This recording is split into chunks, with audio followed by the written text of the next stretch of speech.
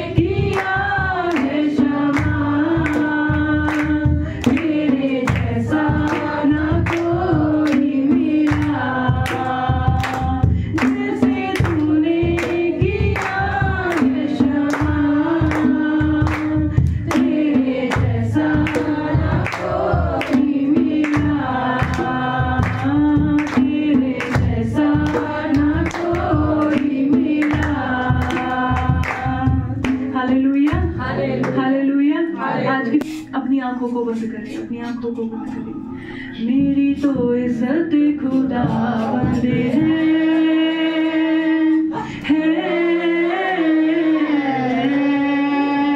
मेरी तो ताकत खुदा बंदे हैं।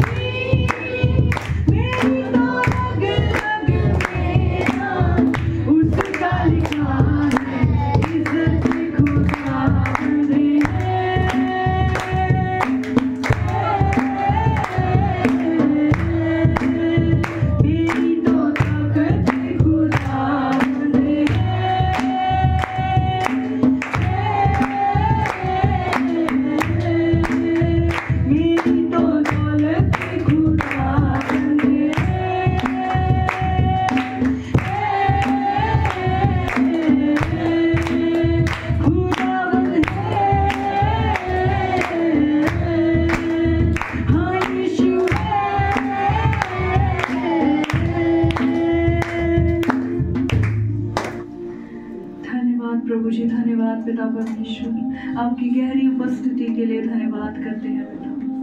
आपने जो हमसे पहला प्रेम किया उसके लिए धन्यवाद। अपने पुत्र को यहाँ पर हमारे लिए भेजा, वो हमारे पापों के लिए बलिदान हुआ पिता।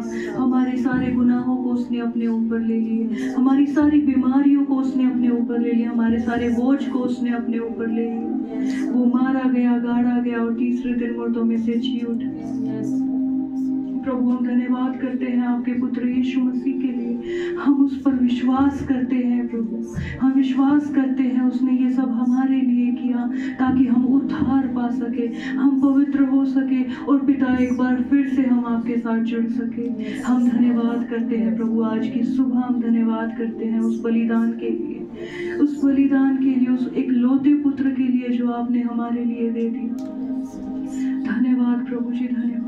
आगे के समय को प्रभु जी आपके हाथों में देते, आदर महिमा जलाल सभी आपके हाथों में देते। यीशु मसीह के नाम से इस प्रार्थना और विनती को मांगते हैं, आमीन। क्योंकि जब आपकी परिस्थितियों को यीशु मसीह जिएंगे वो जीत जाएंगे। आप हार रहे हैं, आप हारते हैं, आपके लिए परिस्थितियां ज़्यादा मुश्किल होती हैं, आपके पास तो कोई बीमारी होती है वही सहना बड़ा मुश्किल हो जाता है, कोई दिक्कत आ जाती है जीवन में तो वही देखना बड़ा मुश्किल हो जाता है। मैं आपसे कहता हूँ यीशु मसीह इन सबसे जीत चुके हैं। पड़ोसी को बताइए यीशु मसीह जीत चुके हैं।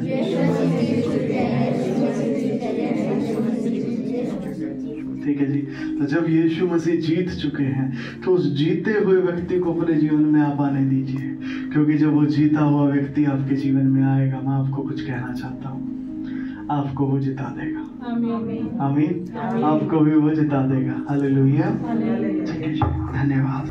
गुजरा है वो उन राहों से, गुजरा है वो उन राहों से जिनसे हम गुजरते हैं।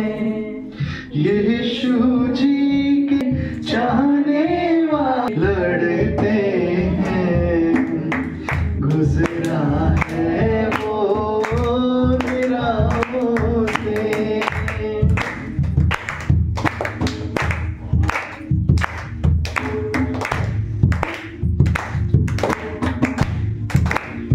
आपके जीवन में तूफान होंगे पर उनसे घबराए नहीं, क्योंकि यीशु मसीह उन तूफानों से जीत चुका है।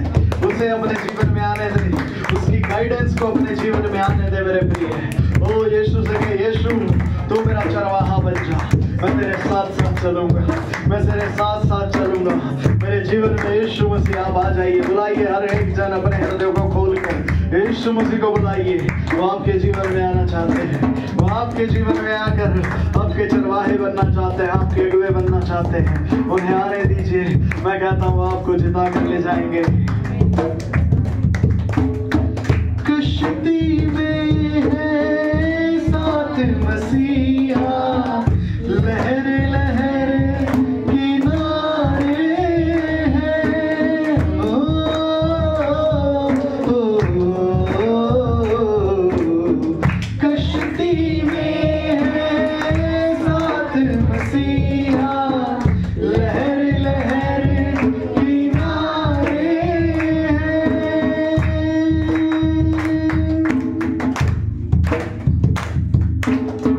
अहली ईमान में मसीह पर, अहली ईमान में मसीह पर जीते हैं और मरते हैं। यीशु जी के चाहने वाले, यीशु जी के चाहने वाले, रूह कुव्वत की पाक हुजूरी जान को ताज़ा करती है।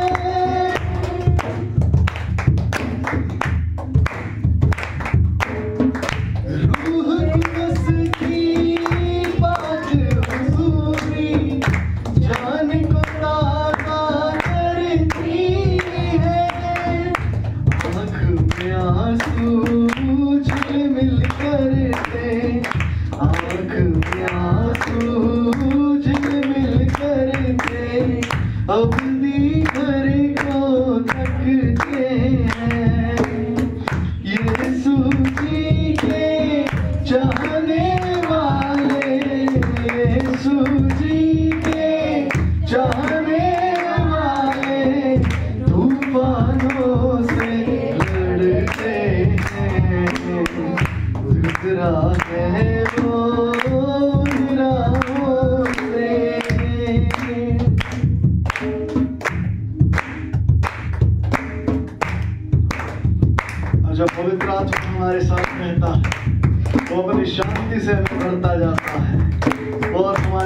हृदय में एक दुख निरंतर बना रहता है, अपने पिता के पास जाने की एक प्यास हमारे अंदर बनी रहती है। बेटे आप कभी इस संसार में खुश नहीं हो पाएंगे, आपका दिल कोई यहाँ लगेगा ही नहीं। आप जरा सा भी अपना संसार में दिल लगाने लगेंगे, आपका दिल टूटेगा, आपका दिल टूटेगा। जानते हैं क्यों? और आप परेशान हो जाएंगे, पर ये परेशानी की बात नहीं है, आनंद बनाने की बात है, क्योंकि आपका दिल परमेश्वर के साथ लग गया है।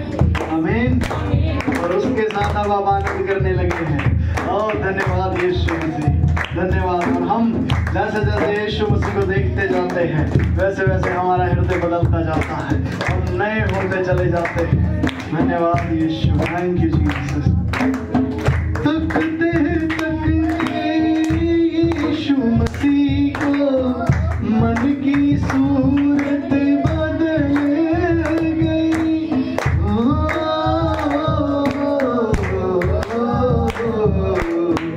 तकते यीशु मसीह को मन की सूरत बदल गई।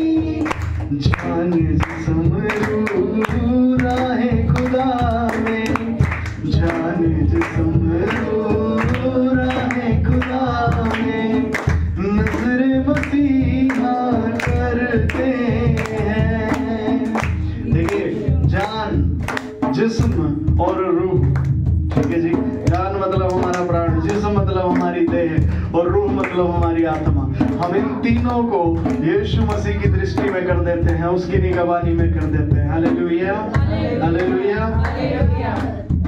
जान जिस्म रूह राहे खुदा में, जान जिस्म रूह राहे खुदा में, नजर मसीहा करते हैं।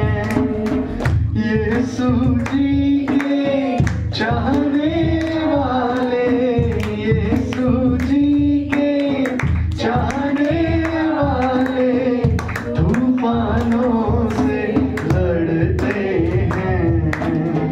गुजरा है वो निराहों से।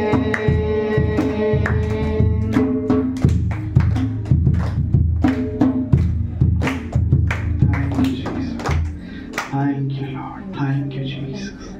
यीशु मसीह धन्यवाद, धन्यवाद मेरे प्यारे प्रभु जी, धन्यवाद मेरे यीशु, मेरे प्रभु यीशु, आपका धन्यवाद, धन्यवाद यीशु।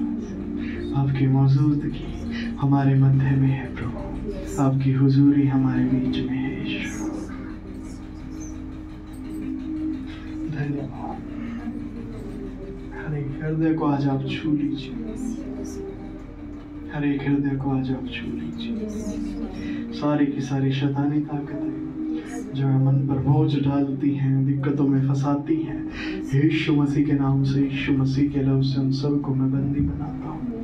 तुम्हारे सारे अधिकारों को तोड़ता हूँ, सारे आमंत्रण पत्रों को फाड़ता हूँ, फेंकता हूँ ताकि उनमें नाश हो जाओ।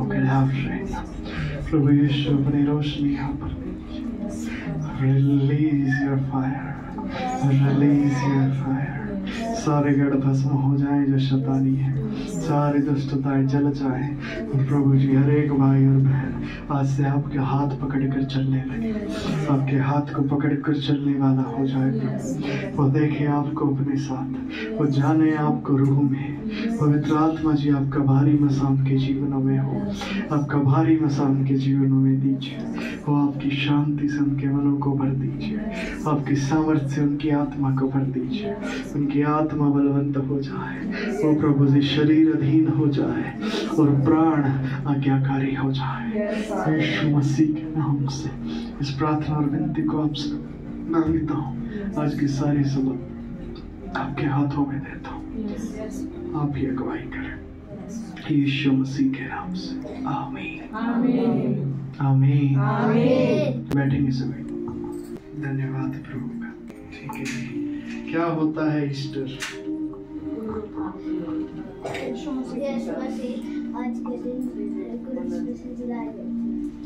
अच्छा, यीशु मसीह आज के दिन जलाए गए थे। ठीक है जी, हालेलुया, हालेलुया। ठीक है जी, क्या हुआ था? क्रूज की कथा सबको पता है? क्रूज की कहानी। Yes. ठीक है। अच्छा, कितने कहते हैं कि वो मुर्द जो मर जाते हैं वो कभी जिंदा ही नहीं होते? कितनों को लगता है ऐसे?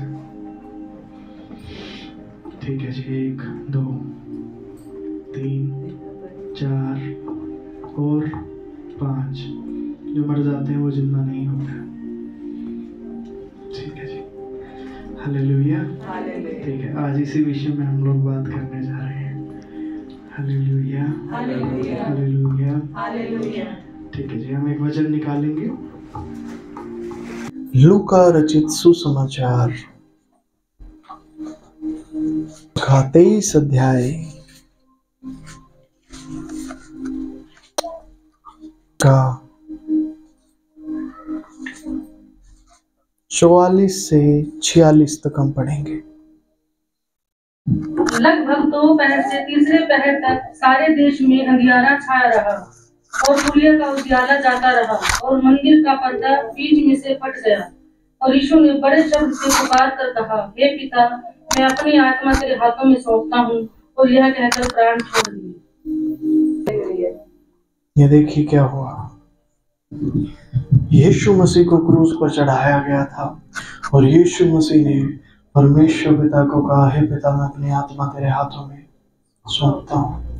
सूर्य अंधियारा हो गया, मंदिर का पर्दा बीच में से फट गया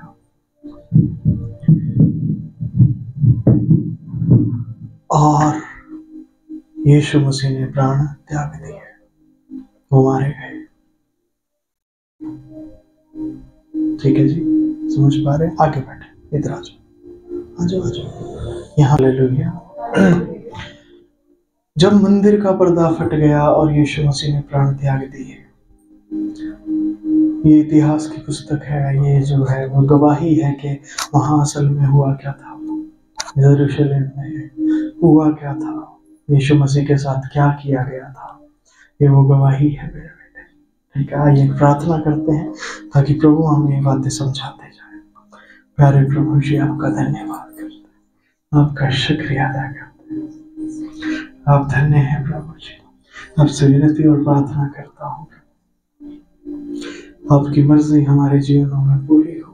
अपनी बुद्धि, समझ, ज्ञान और प्रवीणता से हम भरे और अपने वचन के द्वारा आज हम सबको कलीसिया को आशीषित करें यीशु मसीह के नाम से। जो लोग आ रहे हैं उनकी भी हम मदद करें पिता, ताकि वो सही समय से पहुंच सके। यीशु नाम में दोनों ही मीटिंग्स आशीषित हो। आमीन, आमीन, आमीन। ठीक है जी, देखिए यहाँ पे अब पढ़ेंगे उसका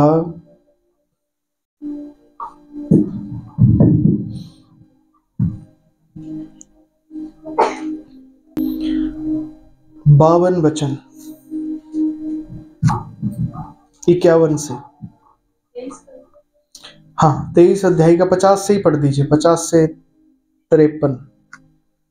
वहाँ यूसुफ नाम का महासभा का एक सदस्य था जो सज्जन और धर्मी पुरुष था और उनकी योजना और उनके इस काम से प्रसन्न था। वह यहूदियों के नगर अरिमतिया का रहने वाला और परमेश्वर के राज्य की बाट जोहने वाला था। उसने पिलातुस के पास जाकर यीशु का शव मांगा और उसे उतार कर मलमल की चादर में लपेटा और एक कब्र में रखा जो चट्टान में खुदी हुई थी और उसमें कोई कभी न रखा गया था। ठीक है जी, अब एक व्यक्ति था यहाँ पर जो यीशु मसीह का चेला था। ठीक है, बड़ा धनी व्यक्ति था और ये यीशु मसीह का चेला था। तो ये व्यक्ति आता है और गवर्नर से जाके कहता है कि यीशु मसीह मर गए हैं, मुझे को अनुमति देके मैं उनको उतारूं और कब्र में रख दूं। इसने क्या किया, इसने वहां से उन्हें लिया और कब्र में रख दिया। ऐसी कब्र जिसमें पहले कभी कोई रखा नहीं गया था, नई कब्र थी। ठीक है, अब देखिए क्या था। वह तैयारी का दिन था। 54 वचन पढ़े। वह तैयारी का दिन था और सबत का दिन आरंभ होने पर था। उन स्त्रियों ने जो उसके साथ गलील से आई थी पीछे पीछे जाकर उस कब्र को देखा और यह भी कि उसका शव किस रीति से रखा गया है। हाँ, अब ये कुछ स्त्रियां थी वहां पे जो यीशु मसीह की सेवा भी करती थी। ठीक है, जैसे हमारी कलीसिया में बहुत सी बहनें हैं जो प्रभु की सेवा करती हैं। ठीक है, तो ऐसे ही वहां पे भी कुछ स्त्रियां थी। क्या हुआ वहां पे, आगे आ जाइए थोड़ा। वो जो स्त्रियां थी वो पीछे पीछे गई यूसुफ के, देखने के लिए कहाँ रखा जाता है यीशु मसीह को। एक कब्र पे गई और उन्होंने देखा, उन्होंने कब्र को देखा कि, और यह भी कि उसका शव किस रीति से रखा गया है। मतलब पूरी तहकीकात की गई है इस बात के लिए कि यीशु मसीह जो है उनको कब्र में रखा गया है। ठीक है जी, मारे गए, अब गाड़े गए। हालेलुया। जो सुसमाचार हम सुनाते हैं, जिस पे विश्वास करने के द्वारा हमारे जीवन में बदलाव आता है, वो एक्चुअली हम आज देख रहे हैं। क्या वो घटनाएं हकीकत में हुई थी? क्या वो सच में ऐसा ही हुआ था? तो ये शास्त्र हमें बता रहे हैं कैसे कैसे वो चीजें हुई थी। एक एक बात को गहराई से लिखा गया है यहाँ पर। हालेलुया। ध्यान दें। तब उन्होंने लौटकर सुगंधित वस्तुएं, 56 वचन पढ़े। तब उन्होंने लौटकर सुगंधित वस्तुएं और इत्र तैयार किया और सब्त के दिन उन्होंने आज्ञा के अनुसार विश्राम किया। हाँ जी, सब्त के दिन आज्ञा के अनुसार विश्राम किया। अब क्या था? उन्होंने सुगंधित द्रव्य तैयार किया। क्या होता है? यहूदियों की एक रीति होती है कि जब किसी को दफनाया जाता है, कब्र में रखा जाता है, उनकी कब्र भी ऐसी नहीं होती, कुछ गुफा टाइप की कब्र होती है। जैसे हमारे यहाँ कब्र को देखते हैं जमीन में खोद के गाड़ देते हैं, वहां ऐसे नहीं, गुफा टाइप की कब्र होती है। ठीक है, वैसे में ही यीशु मसीह को रखा गया। और क्या करते हैं? सुगंध द्रव्य तैयार किए जाते हैं, जैसे इत्र होता है, ठीक है, परफ्यूम्स होते हैं, उनको क्या करते हैं? उनको वहां पे डालते हैं। ठीक है, जैसे हमारे यहाँ पे अगर आप देखेंगे तो क्या करते हैं कि भाई डेड बॉडी को नहलाया जाता है, नहलाते हैं, नहला के फिर उसको जलाने के लिए लेके जाया जाता है। वैसे ही वहां की रीतियां थी। ठीक है, तो जो वहां की रीतियां थी तो उनके हिसाब से ये सारी तैयारियां की जा रही हैं। ठीक है, अब आगे देखें 24 अध्याय को पढ़े। परंतु सप्ताह के पहले दिन बड़े भोर को वे उन सुगंधित वस्तुओं को जो उन्होंने तैयार की थी लेकर कब्र पर आई। हाँ, अब देखिए एक एक करके आप पढ़ते जाइएगा, मैं बताता जाऊंगा। ठीक है, ठीक है। वो स्त्रियां क्या कर रही हैं? अब जैसे ही वो सब्त का दिन पूरा हुआ, सब्त का दिन क्या है? सब्त का दिन परमेश्वर की आज्ञा के अनुसार 7वां दिन था, जिसको यहूदी लोग मानते थे कि उस दिन वो कुछ काम नहीं करते थे। तो जैसे कोई मर भी गया है तो उसकी क्रिया भी वो सब्त का दिन छोड़ के फिर आगे करेंगे। हालेलुया। समझ पा रहे हैं मेरी बात को? ठीक है जी। वो परमेश्वर की आज्ञा को महत्व देते थे। आपको और मुझे देना चाहिए महत्व या नहीं देना चाहिए? पक्का? सच में देना चाहिए। हम तो संडे के दिन हमारी कोई शादी ब्याह हो, रिश्तेदारों की, पड़ोसियों की, वहां चले जाते हैं। हम तो नहीं प्रभु के साथ आते। ये तो मुर्दों को भी नहीं जला रहे, ये तो मुर्दों को भी गाड़ नहीं रहे सब्त के दिन। ये तो कह रहे मुर्दे हैं तो मुर्दे रहो। परमेश्वर की आज्ञा पहले, मुर्दे बाद में। आप मानेंगे प्रभु की बात को? आप भी उसके दिन को पवित्र मानेंगे कि आज परमेश्वर की प्रार्थना का दिन है, आज ये दिन कोई काम का दिन नहीं है। आप क्या करते हैं? आज जरूरी काम आ गया था इसीलिए प्रार्थना नहीं आई। आज तो जरूरी फलाना आ गया था, मेरे घर पे तो रिश्तेदार आ गया था। आप परमेश्वर को पहला स्थान देना सीखिए बेटे, उसे पहला स्थान देना सीखिए। मैं आपको कुछ बताता हूँ, वो भी आपको पहला स्थान देगा। आपके जीवन में लोग आपकी इज्जत नहीं करते हैं, आपके घर के लोग भी आपकी इज्जत नहीं करते हैं। आप देखते हैं कितनी बार वो मुंह पे आपके सामने इज्जत करते हैं, पर पीठ पीछे से आप देखते हैं कि आपकी बातों को ज्यादा महत्व नहीं दिया जाता, आपसे ज्यादा दूसरों की बातों को महत्व देते हैं। जानते हैं क्यों? क्योंकि आप परमेश्वर को आदर नहीं देते। जब आप परमेश्वर को आदर देंगे, परमेश्वर आपको आदर देगा। आप समझ पा रहे हैं? आप हो सकता है पुरुष है, आपकी स्त्री भी आपके अधीन नहीं रहती होगी, आपकी पत्नी भी आपकी सारी बातें नहीं सुनती होगी, आपकी सेवा अच्छे से नहीं करती होगी। आप स्त्री हैं, आपके पति आपको अच्छे से संभालते नहीं होंगे, आपसे प्रेम नहीं करते होंगे, आपकी चीजों का ध्यान नहीं रखते होंगे। जानते हैं क्यों? क्योंकि आप परमेश्वर का ध्यान नहीं रखते, आप उसकी आज्ञाओं को ध्यान नहीं रखते, आप उसकी बातों को नहीं मानते। आप दुनिया के नियम, दुनिया के तौर तरीकों को परमेश्वर से ज्यादा महत्व देते हैं।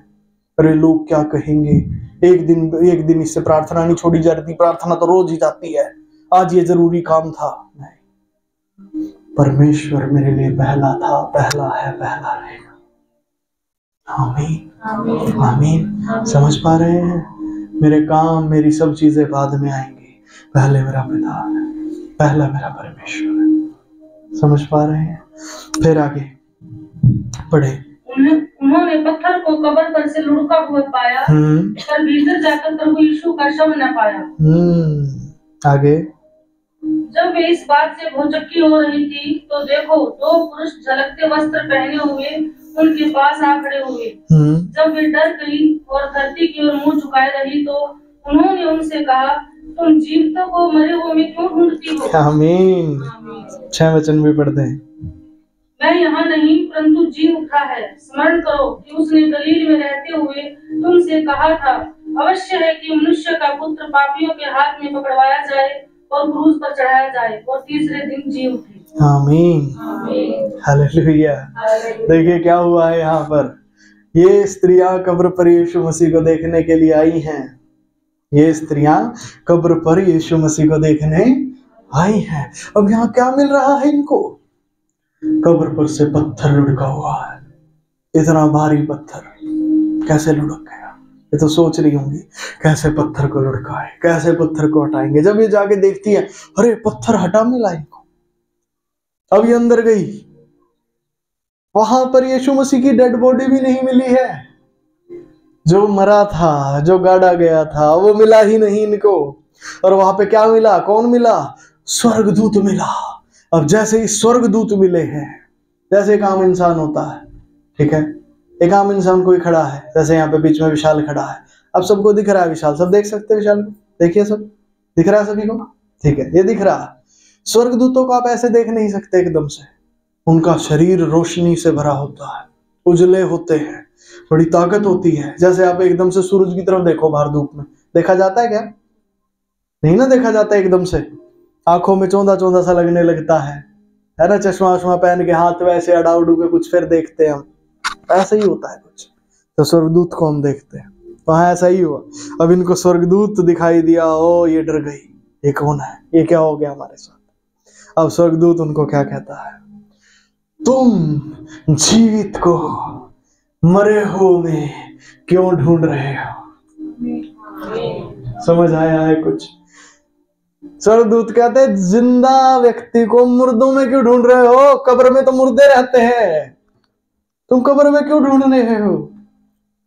हालेलुया।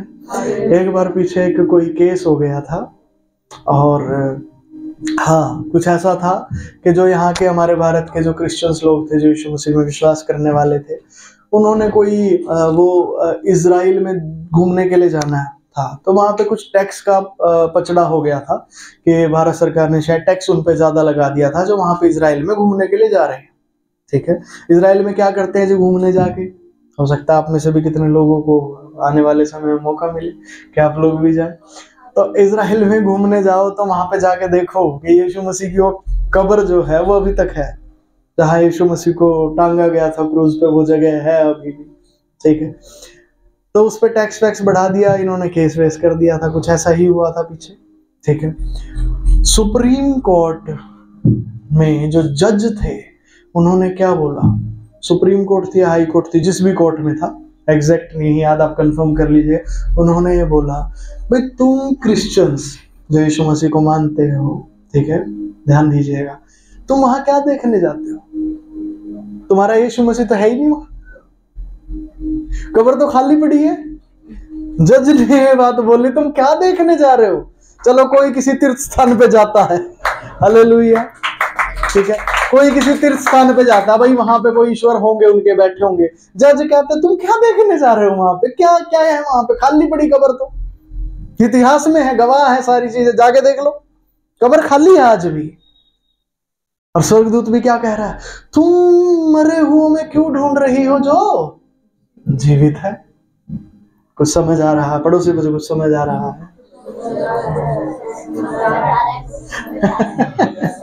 ठीक है, ठीक है, ध्यान दीजिएगा।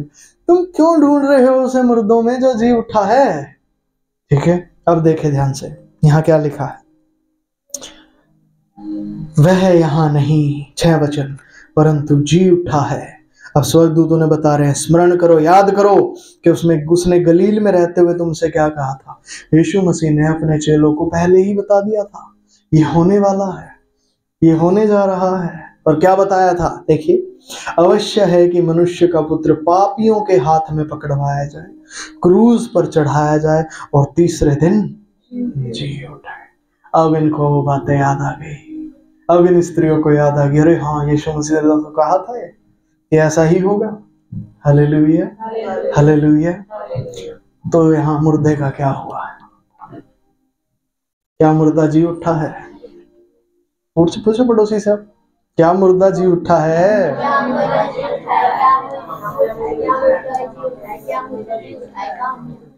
अब दोबारा पूछे, क्या मरे हुए जी उठते हैं? पूछो। अब बताओ जवाब, क्या मरे हुए जिंदा होते हैं कि नहीं होते हैं? Hallelujah, hallelujah.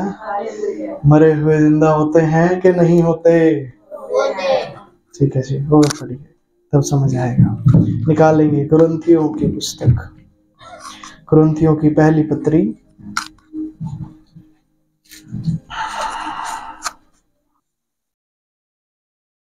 और उसका 3 वचन से। इसी कारण मैंने सबसे पहले तुम्हें वही बात पहुंचा दी, सभी ध्यान से सुनिएगा, जो मुझे पहुंची थी, कि पवित्र शास्त्र के वचन के अनुसार यीशु मसीह हमारे पापों के लिए मर गया और गाड़ा गया, और पवित्र शास्त्र के अनुसार तीसरे दिन जी भी उठा है। पवित्र शास्त्र के अनुसार तीसरे दिन जी भी उठा है। पहले ही से भविष्यवाणियां की गई थी, परमेश्वर ने अपने भविष्यवक्ताओं के द्वारा पुराने नियम में बहुत पहले, यीशु मसीह के जन्म लेने से 400 साल पहले, और जितनी उसके पहले की किताबें लिखी गई हैं भविष्यवक्ताओं के द्वारा, पहले से कहलवा दिया था, वो मारे भी जाएगा, गाड़ा भी जाएगा, और मुर्दों में से परमेश्वर उसे जिला भी देंगे। पहले ही से पवित्र शास्त्र के अनुसार, जो पहले पवित्र शास्त्र लिखा हुआ था, हमारी बाइबल में जो पुराना नियम की किताबें हैं वो, ठीक है, ये उसके बारे में कहा गया है। ठीक है जी, आगे। और कैफा को तब 12 को दिखाई दिया, फिर वह 500 से अधिक भाइयों को एक साथ दिखाई दिया, जिनमें से बहुत से अब तक जीवित हैं, पर कुछ सो गए हैं। फिर वह याकूब को दिखाई दिया, तब सब प्रेरितों को दिखाई दिया, सबके बाद मुझको भी दिखाई दिया, जो मानो अधूरे दिनों का जन्मा हूँ। अब ये देखिए क्या है, वो कह रहे हैं तब वो कैफा को दिखाई दिया। कैफा जानते कौन है? कितने जानते कैफा कौन है? एक, और कोई नहीं जानता कैफा कौन है? हाँ, कैफा प्रेरित थे। उन किस नाम से फेमस है कैफा? पतरस। ये कैफा पतरस ही है, ठीक है जी। ये पतरस को दिखाई दिए, ठीक है। फिर 12 प्रेरितों को दिखाई दिए, जो 12 यीशु मसीह के चेले थे, उनको दिखाई दिए। पहले अकेले पतरस को दिखाई दिए, फिर इकट्ठे 12 लोग थे, 12 प्रेरित थे, फिर उनसे मिले यीशु मसीह। आगे फिर लिखा है, फिर 500 से अधिक भाइयों को एक साथ दिखाई दिए, जिनमें से बहुत से अब तक जीवित है, कुछ सो गए। अब जो मसीह में कोई भी मरता है, आपको पता है उसको क्या कहा जाता है? सोना। मरता है ही नहीं कोई, यही तो सच्चाई आपको बताई जा रही है। पास्टर जी नहीं, मरता ही है। अरे नहीं मरता, क्योंकि एक जो मरा वो जी उठा, उसने मृत्यु को हरा दिया।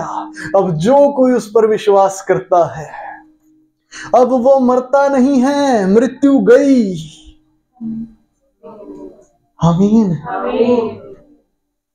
मृत्यु गई, अब क्या होता है? सोता है सिर्फ। बस ये कैसा सोना?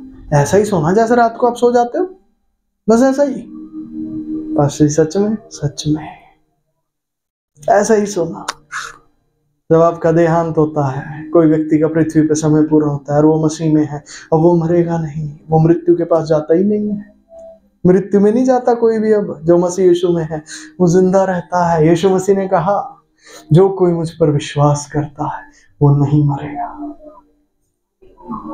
वो नहीं मरेगा।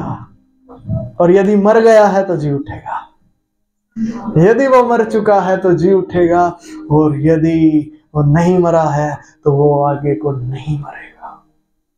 क्यों पास्टर जी, कैसे? यीशु मसीह ने कहा पुनरुत्थान और जीवन मैं ही हूं, जीवन मैं ही हूं। मतलब पास्टर जी, मतलब पाप की वजह से, बड़े ध्यान से सब लोग सुनिए, क्योंकि ये आपके जीवन को बदलने जा रहा है ये संदेश आज, क्योंकि ये बात आपके अंदर से मृत्यु के भय को निकाल बाहर फेंकेगी बेटे। मृत्यु का भय खत्म हो जाएगा, ठीक है? बड़े ध्यान दीजिएगा। आप जब यीशु मसीह पर विश्वास कर लेते हैं, आपने जीवन में विश्वास कर लिया, आपने जीवन में प्रवेश कर लिया, आप जीवन को पा चुके हैं।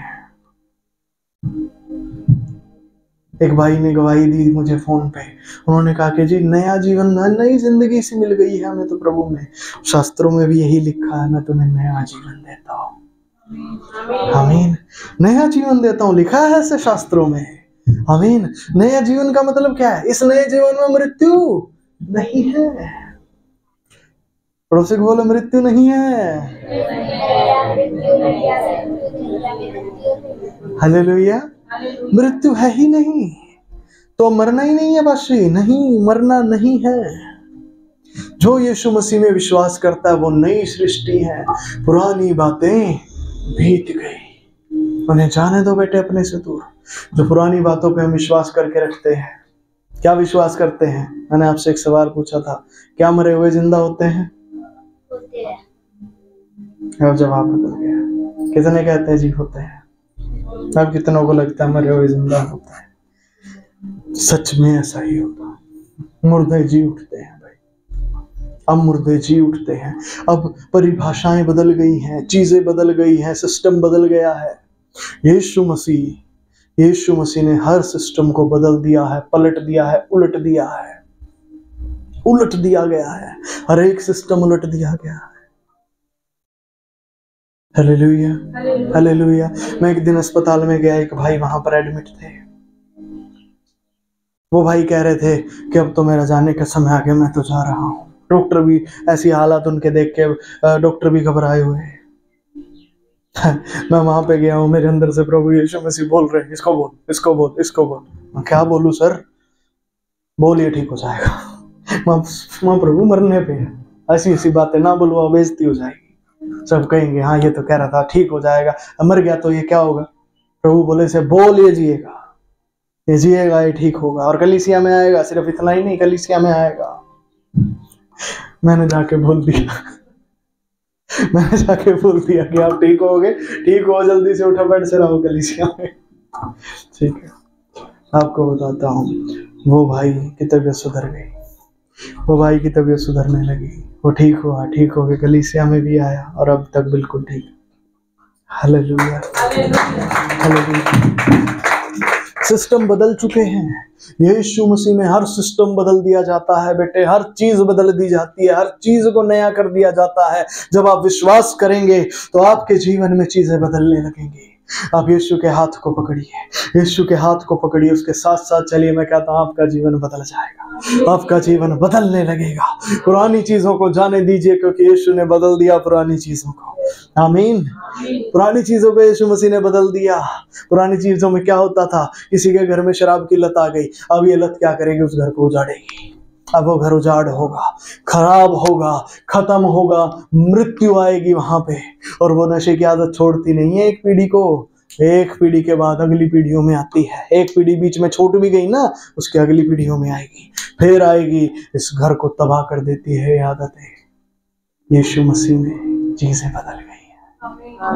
अब जिस घर में यीशु मसीह आ जाते हैं वहां जीवन आ जाता है। एक व्यक्ति ने यीशु को स्वीकार किया है, एक व्यक्ति को जीवन मिला, अब ये जीवन फैलेगा। जैसे मृत्यु फैलती थी, अब जीवन फैलेगा, और जीवन दूसरे में आएगा, जीवन तीसरे में आएगा, जीवन अगली पीढ़ी में आएगा, उससे अगली पीढ़ी में आएगा, वो आशीषें आती चली जाएंगी। आमीन। यीशु मसीह ने सिस्टम्स को बदल दिया है। आज श्रापों का जीवन खत्म हो चुका है। हालेलुया। आप समझ रहे हैं? यीशु जी उठा है। आमीन। यीशु मसीह जी उठे हैं। आज जो ईस्टर का हम त्योहार आज मनाने के लिए इकट्ठा हुए, आप जानते क्या है ईस्टर? ये वो दिन है जिस दिन जी उठा यीशु। यीशु जी उठा। पड़ोसी को बताए यीशु जी उठा। Hallelujah, hallelujah. और इतना ही नहीं, अभी तो इतना ही है कि यीशु जी उठा। अब आगे देखिए, अब हमारे लिए और क्या है, 12 वचन से पढ़िए। इसीलिए जबकि मसीह का यह प्रचार किया जाता है कि वह मरे हुओं में से जी उठा है, तो तुम में से कितने कैसे कहते हैं कि मरे हुओं का पुनरुत्थान है ही नहीं? अब पवित्र शास्त्र आपसे पूछ रहा है, जो बात मैं पूछ रहा था, अब ये देखिए पवित्र शास्त्र पूछ रहा है, कैसे कहते हो आप कि मरे हुए जी नहीं उठते, पुनरुत्थान है ही नहीं? जब यीशु मसीह मर गया और जी उठा तो अब तो पुनरुत्थान है? अब तो ऐसा है ही नहीं। दुनिया में आप खड़े हो, लोग कह रहे हैं मर के कौन वापिस आया, उनको बताओ, ले देख खोल पवित्र शास्त्र को, देख यीशु आया वापिस। आमीन। देख यीशु आया वापिस, देख ना, इतिहास गवाह, मैं थोड़ी कह रहा हूँ, यीशु, देख शास्त्र कह रहे हैं, पवित्र शास्त्र बाइबल कह रही है। पाशी बाइबल की इतनी मान्यता है, बहुत ज्यादा, दुनिया में सबसे ज्यादा बिकने वाली किताब है बाइबल। आज तक कोई किताब ऐसी नहीं जो इससे ज्यादा छपी हो, इससे ज्यादा बिकी हो, कोई आसपास भी नहीं है, कोई आसपास भी नहीं है कोई किताब जो बाइबल से ज्यादा बिकी हो, बाइबल से ज्यादा छपी हो। सबसे ज्यादा भाषाओं में बाइबल का ट्रांसलेशन हुआ है, सबसे ज्यादा बाइबल को मान्यता है पूरी दुनिया में। हालेलुया। समझ पा रहे? ये पवित्र शास्त्र है मेरे बेटे, इसकी एक एक बात सत्य है, ग्रहण योग्य है, विश्वास योग्य है। कोई कहता है अरे कौन मर के वापिस आता है, किसने देखा स्वर्ग नरक? अरे देखो, देखा है, यूहन्ना ने देखा है, यूहन्ना गया, स्वर्ग के दर्शन पाए, वापिस आया। प्रेरित पौलुस ने देखा, स्वर्ग के दर्शन पाए, वापिस आया। किसने देखा? प्रेरित पौलुस ने देखा, यूहन्ना ने देखा। प्रकाशित वाक्य देखिए, क्या है प्रकाशित वाक्य? स्वर्गीय दर्शन है। यीशु मसीह ने देखा, वो मुर्दों में से जी उठा भाई, वो देख के आया, सब कुछ हमें बताया। हालेलुया। पहला वो, उसके बाद हम सब अब चलते जा रहे हैं। आमीन। Hallelujah, hallelujah. ध्यान दे, आगे पढ़े। कैसे कहते हो कि पुनरुत्थान है ही नहीं? तो अब से नहीं कहना है कि पुनरुत्थान है नहीं, मुर्दे नहीं जी उठते। हालेलुया। पड़ोसी को बता, अब से नहीं कहना, अब से नहीं कहना। हालेलुया। ठीक है जी, आगे 13। यदि मरे हुओं का पुनरुत्थान है कि नहीं, तो मसीह भी नहीं जी उठा, और यदि मसीह नहीं जी उठा तो हमारा प्रचार करना भी व्यर्थ है, और तुम्हारा विश्वास भी व्यर्थ है। हाँ, फिर तो हमारा प्रचार करना है बेकार है। अगर यीशु मसीह मुर्दों में से जी ही नहीं उठे, फिर किस बात का प्रचार? हम प्रचार ही जीवन का कर रहे हैं कि जीवन ने मिला है हमें यीशु मसीह में। समझ रहे हैं? हम मृत्यु नहीं है, अब हम मृत्यु में नहीं जा रहे, हम जीवन में जा रहे हैं परमेश्वर के साथ रहने के लिए। और तुमने विश्वास किस बात का किया? इसी बात का तो विश्वास किया कि वो मारा गया, गाड़ा गया और तीसरे दिन मुर्दों में से जी उठा। यही तो हमारा विश्वास है कि यीशु मसीह मुर्दों में से जी उठा है और हम भी उसके साथ जी उठेंगे। आमीन। हम भी हम मृत्यु में नहीं रहेंगे। शत्रु हमें मृत्यु से डराता है, वो हमें मृत्यु के भय से डराता है। मैं आपको कहता हूँ, मृत्यु का भय अब है ही नहीं। जो मसीह यीशु में, मृत्यु से उसको डरने की आवश्यकता ही नहीं। Hallelujah, hallelujah. ध्यान दे, आगे पढ़ें। वरन हम परमेश्वर के झूठे गवाह ठहरे, क्योंकि हमने परमेश्वर के विषय में गवाही दी कि उसने मसीह को जिला दिया। यद्यपि नहीं जिलाया, यदि मरे हुए नहीं जी उठते और यदि मुर्दे नहीं जी उठते तो मसीह भी नहीं जी उठा, और यदि मसीह नहीं जी उठा तो तुम्हारा विश्वास व्यर्थ है और तुम अब तक अपने पापों में फंसे हो। वरन जो मसीह में सो गए हैं वे भी नष्ट हुए। यदि हम केवल इसी जीवन में मसीह से आशा रखते हैं तो हम सब मनुष्यों से अधिक अभागे हैं। हाँ, अब देखिए प्रेरित पौलुस क्या कहते हैं। अब यहाँ पे मेन बात आ गई। वो कहते हैं तुम्हारा विश्वास करना ही व्यर्थ है, बेकार है तुम्हारा विश्वास करना। अगर मसीह मुर्दों में से नहीं जी उठा तो तुम्हारा विश्वास करना बेकार है। पास्टर जी, हम तो यीशु मसीह के पास इसलिए आए थे कि हमारे जीवन में दिक्कत है, ये ठीक हो जाए। प्रेरित पौलुस कुछ बता रहे हैं, ठीक है? ध्यान दे, जो तुमने अब तक विश्वास किया कि मेरे जीवन की ये दिक्कत ठीक हो जाए, इसमें कुछ गलत नहीं, इसमें कुछ भी गलत नहीं, क्योंकि होता है ठीक। जब आप प्रभु के पास आते हो तो ठीक होता है आपके जीवन में, काम होता है आपके जीवन में, आपने देखा है, समझ पा रहे हैं। पर प्रभु कुछ आपको बताना चाह रहे हैं वचन से। वो कहते हैं अगर सिर्फ तुम्हारी आशा इतनी ही है तो तुम अभागे हो, तुम तो अभागे होगे। फिर भाई तुम तो ऐसे समझिए कि तुम अभागे हो, भागनी है तुम्हारे फिर। अगर बस इतना ही तुम्हें चाहिए यीशु मसीह से, क्योंकि यीशु मसीह सिर्फ इतना ही देने नहीं आए, वो आपको स्वर्ग में परमेश्वर के साथ रखने के लिए आए। सिर्फ इतना ही नहीं कि आगे छोटी मोटी दिक्कतें ठीक होती रहे, नहीं, वो परमेश्वर के साथ आपको जीवन देने आए। अगर तुम सिर्फ इसी जीवन में आशा रखते हो तो तुम अभागे हो। तो पास्टर हमें इस जीवन में आशा नहीं रखनी, इस जीवन में आशा रखनी है, पर सिर्फ इस जीवन में आशा नहीं रखनी, सिर्फ यहीं की आशा नहीं रखनी कि सिर्फ यही ठीक होगा, और नहीं, वहां की आशा। हालेलुया, वहां की आशा, वहां की आशा। एक दिन मेरे को दिल्ली में किसी मीटिंग के लिए गए थे, एक भाई मिले प्रेयर मीटिंग में। आप लोग भी जाते आते रहा करें कलीसिया में, जब भी आपको मौका मिलता है कहीं बाहर प्रेयर मीटिंग अटेंड करने का, छोड़ा ना करें उसको, जरूर चला करें, क्योंकि जब आप और भाई बहनों से मिलते हैं जो हमारे हैं, आपको बड़ा अच्छा लगेगा। वहां मुझे मीटिंग में एक भाई मिले, उनका नाम था सोनू, दिल्ली से, पहली बार मिले मुझे, ठीक है, मिले प्रेयर मीटिंग में अटेंड करने, वो मेरे को मिले। जब वो मुझे मिले बड़े अच्छे से मिले, ऐसे लगे, मैं भी था, मम्मी भी थे, सब हम लोग थे, वो हमसे मिले, मेरे से मिले, दोस्ती मेरे परिवार से भी वैसे ही मिले, जैसे अरे वाह क्या बात हो गई। मम्मी बाद में कहती है तो ये भाई हमसे मिली ऐसे रहा था जैसे हमें पहले से कई बरसों से जानता है। और उस भाई ने मुझे एक बात बोली, अब हम यहाँ मिले हैं वहां भी मिलेंगे। वो मुझे बोला यहाँ मिले वहां भी मिलेंगे। वाह, समझ पा रहे हैं, हमारे जो रिश्ते मसीह में है वो यहाँ के नहीं है बेटे, वो बहुत लंबे हैं वो बहुत लंबे हैं, क्योंकि हम भी जीवित रहेंगे, वो भी जीवित रहेंगे। जो मसीह यीशु में है वो मरेगा नहीं। आमीन। हम मरेंगे नहीं बेटे, नहीं मरेंगे।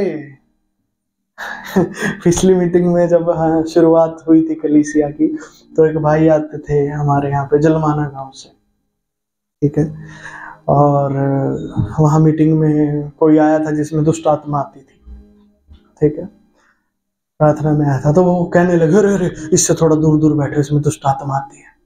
वो जलमाना से जो भाई आए थे, जब मैं मीटिंग में आया, वो मेरे को कहते अरे इसमें दुष्ट आत्मा आती है, इसको पीछे रखो।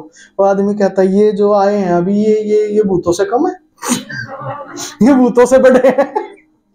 मतलब उनके कहने का तात्पर्य क्या था, लोग ये कह रहे थे जो पास्टर जी आए इनसे थोड़ा दूर बिठाओ इनको, ये दुष्ट आत्मा वाला जो है, ये भूत आते हैं इसके अंदर, तो ये गड़बड़ कर देगा। वो आदमी बैठ के वो देख के हमें कहता है, मेरे को देख के, ये कौन सा भूतों से कम है, ये भूतों से बहुत ऊपर की चीज है। उस दिन मुझे सुन के थोड़ा सा वो लगा और फिर जब बाद में प्रभु ने मुझे समझाया कि बात क्या थी जो उन्होंने कही, एक्चुअल में वो बात बड़ी गहरी थी। भूत वो हैं जो मृत्यु के वश में है, हम वो हैं जिसे मृत्यु वश में कर ही नहीं पाएंगे। हम उनसे बहुत ऊपर हैं, हम सच में उनसे बहुत ऊपर हैं। Hallelujah, hallelujah. किसी के अंदर दुष्ट आत्मा आ रही हो, हमें अधिकार है, हम जाके दुष्ट आत्मा को निकाल सकते हैं, दुष्ट आत्मा हमें नहीं निकाल सकती। हालेलुया, हम उनसे बहुत ऊपर हैं यीशु मसीह। आमीन।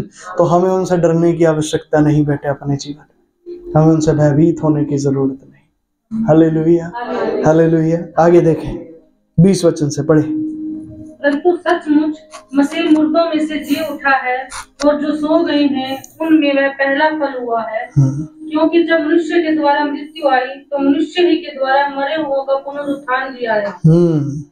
और जैसे आदम में सब मरते हैं, वैसे ही मसीह में सब जिलाए जाएंगे। अब देखिए ध्यान से, ये पास्टर जी ये होता कैसे है, ये जो चीज है ये होती कैसे, क्या मतलब क्या है इस बात का। देखिए, पहला जो मनुष्य था उसका क्या नाम था, पक्का पता है सारों को, इधर वालों को क्या नाम था पहले मनुष्य का? आदम। ठीक है, आदम ही वो पहला मनुष्य था जिसको परमेश्वर ने रचा। अब क्या हुआ था, पाप आया, पाप की वजह से आदम के ऊपर मृत्यु आ गई, वो मर गया। एक आदमी जो मरा, उसकी वजह से जितने हम आदम से पैदा हुए हम सब मरने लगे। ठीक है, जितने आदम से पैदा, सब मरते ही है ना, देखा हमने बाहर, सब मरते हैं, भैया आए हैं, अपनी उम्र जी है, फिर मर जाते हैं, ठीक है। अब एक दूसरा आदम आया उसी पहले वाले के स्थान पे। वो पहले वाला भी पवित्र था जब बनाया गया था, ये दूसरा भी पवित्र था।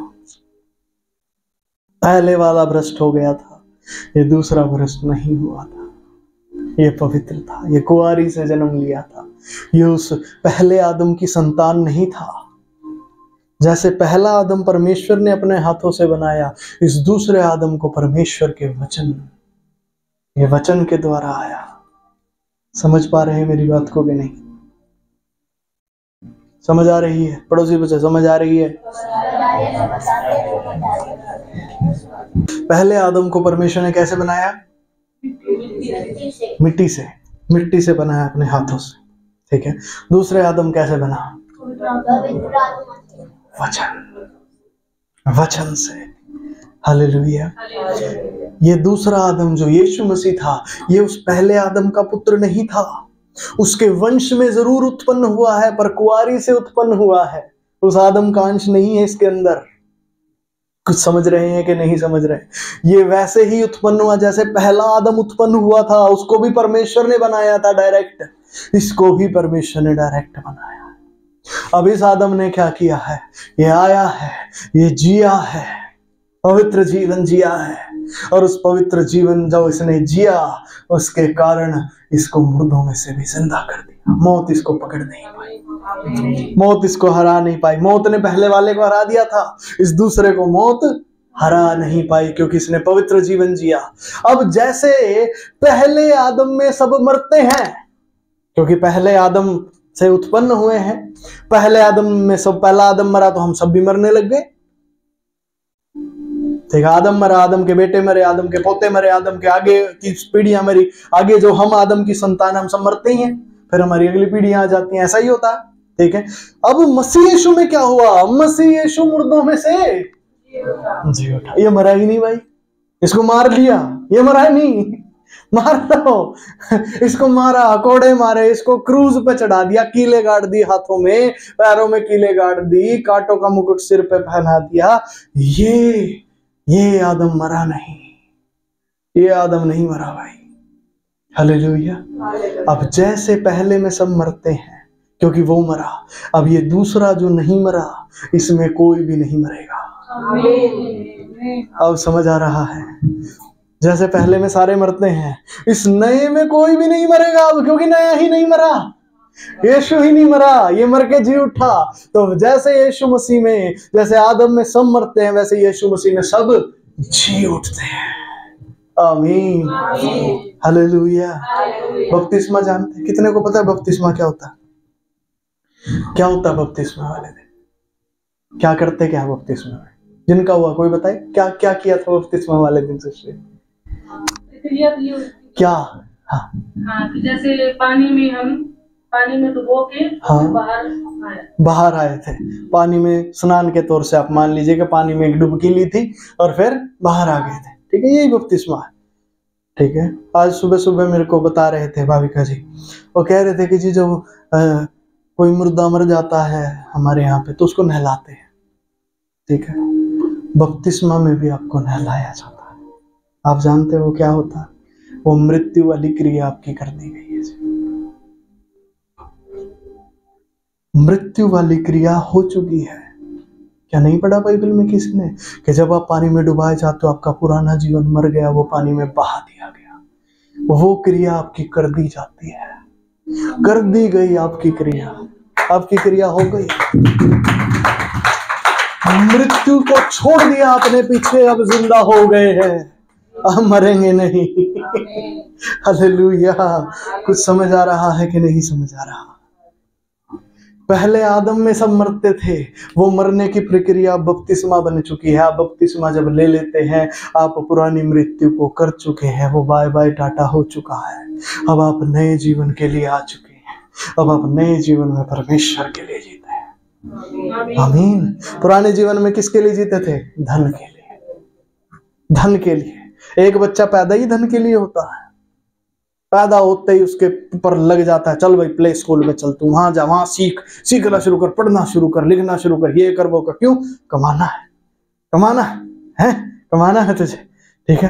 तो कमाई के लिए वो सब काम करना शुरू करता है। क्यों? धन के लिए जीता है, उसका जीवन ही धन के लिए है। बाल बच्चों का पालन पोषण करना है, शादी विवाह करने हैं, हम ये करना है, हम ये वो करना है, फिर गृहस्थी चलानी है, फिर आगे बच्चे बड़े बड़े हो जाएंगे, उनका विवाह करना है, उनके लिए जीना शुरू कर देते हैं। तो समझ पा रहे? फिर अपने एम्बिशंस पाल लेते हैं, हो हम तो इतने बड़े आदमी बनेंगे, हम तो ये बनेंगे, हम तो वो बनेंगे। क्यों? क्योंकि तू मृत्यु की कोख में बैठा है। ये मृत्यु का काम है। मृत्यु अपनी ताकत दिखाती है ऐसा कर करके। अगर तू ज्यादा पढ़ा लिखा है, अगर तू ज्यादा धनवान बन जाता है, तो मृत्यु क्या दिखाती है जानते हैं? बन ले कितना भी ताकतवर, तुझे मैं मारूंगी। ये मृत्यु अपनी ताकत दिखाती है आपके अंदर। देख कितना तगड़ा था ये, है, मार दिया मैंने। बड़े बड़े राजा, बड़े बड़े महाराजा ऐसे ही मरे। बहुत कुछ उन्होंने हासिल किया अपने जीवन में, इतिहास बन के रह गए, किताबों में इतिहास बन के रह गए। और यीशु मसीह किताबों में इतिहास बन के नहीं रहा। पास्टर जी सच में? और क्या नहीं पास्टर जी, किताबों में लिखा खाली कब्र। किताबों में खाली कब्र लिखा है, वो इतिहास में नहीं है, वो जीवित है। Hallelujah, hallelujah. वो जीवित। आज कितनों ने आराधना के दौरान पवित्र आत्मा को महसूस किया, उसकी उपस्थिति को महसूस किया? कितनों ने? हालेलुया। जितनों ने महसूस किया, ये इसलिए महसूस किया क्योंकि यीशु है यहाँ। वो यीशु को महसूस किया आपने। कुछ समझ पा नहीं पास्टर, वो तो पवित्र आत्मा थे। यीशु मसीह कहाँ थे? अरे वो यीशु मसीह है, इसीलिए पवित्र आत्मा है, परमेश्वर का आत्मा। परमेश्वर कितनों को लगता मर गया? कितनों को लगता परमेश्वर मरा हुआ? बताइए। जिंदा है? वो जिंदा है। तो परमेश्वर का आत्मा मरा हुआ है कि जिंदा? पक्का पता? और नहीं, परमेश्वर तो जिंदा, परमेश्वर का आत्मा का पता है। बताइए, परमेश्वर का आत्मा जिंदा है कि मरा हुआ? जिंदा है। तो जिंदों के साथ मुर्दे रहेंगे कि जिंदा के साथ जिंदा रहेगा? कौन रहेगा? पक्का पता है? जिंदा के साथ जिंदा रहेगा, ठीक है। जब परमेश्वर का आत्मा आपके साथ है तो आप जिंदा है कि मुर्दा है? पक्का पता है? देखिए, डाउट नहीं कोई रखिएगा। किसी के मन में कोई सवाल है तो पूछ लेना। जिंदा के साथ जिंदा व्यक्ति रहेगा या मुर्दा रहेगा? मान लो कोई मर जाता है, उसको कितने दिन तक घर में रखते हैं? पक्का पता है? आप कितने दिनों से पवित्र आत्मा को महसूस करिए भी चला दीजिए। अब कितने दिनों से पवित्र आत्मा को महसूस कर रहे हैं? एक दिन से ज्यादा हो गया? कितनों को हो गया एक दिन से ज्यादा पवित्र आत्मा को महसूस कर रहे हैं, यीशु मसीह को देख रहे हैं? ज्यादा हो गए हैं, ठीक है। तो फिर आप कैसे सोच सकते हैं कि आप मुर्दा हैं? जिंदा जिंदों के साथ रहेगा ना। पवित्र आत्मा आपके साथ क्यों है? क्योंकि आप जिंदा हैं। अगर आप मर गए होते तो पवित्र आत्मा आपके साथ क्या कर रहा है? आपको तो गाड़ देना था, उसने जाके फूंक देना था। हमारी रीतियों में तो फूंक नहीं होता, ठीक है, जला देना था भाई। आप कुछ समझ रहे हैं कि नहीं समझ रहे मेरी बात को? हालेलुया। आप जिंदा हैं। क्यों? क्योंकि यीशु जी उठा है। हमारे आज का त्योहार हम क्यों मना रहे हैं? हम कलीसिया में आके क्यों खुशियां मनाते हैं? हर बार हम तो, कोई हमें कहे यार तुम्हारा सही है, तुम तो हर संडे का, तुम्हारे संडे भी छोड़ते, तुम तो वीरवार को भी आते हो, नाचते गाते हो प्रभु में, तुम्हारे क्या त्योहार से चलते रहते हैं? अरे हमारे त्योहार ही तो चलते रहते हैं, हमारे त्योहार ही चलते रहते हैं। सच में ही त्योहार चलते रहते हैं हमारे तो। हालेलुया। हमारे सच में त्योहार चलते रहे। क्यों? अरे यीशु मसीह जी उठे, हम उसके साथ जी उठे, अब हम जिंदा हैं, अब हम परमेश्वर के साथ में रहते हैं। आमीन, आमीन। यही हमारे त्योहार है। हालेलुया। हम दुनिया के जैसे नहीं हैं। हालेलुया। दुनिया में मुर्दों की पूजा की जाती है, जो मर चुके हैं उन्हें पूजते हैं। हम नहीं पूजते मरे हुए, हम नहीं करते मरे हुए की पूजा। क्यों? मरे हुए की पूजा वो करते हैं जो खुद मृत्यु में है। जो जीवित है वो जीवित को ही पूजेगा। आमीन। मरे हुए को वो पूजेगा जो मरा हुआ है, मिट्टी को वो पूजेगा जो खुद मिट्टी है। नहीं समझ में आ रही, नहीं समझ में आ रही।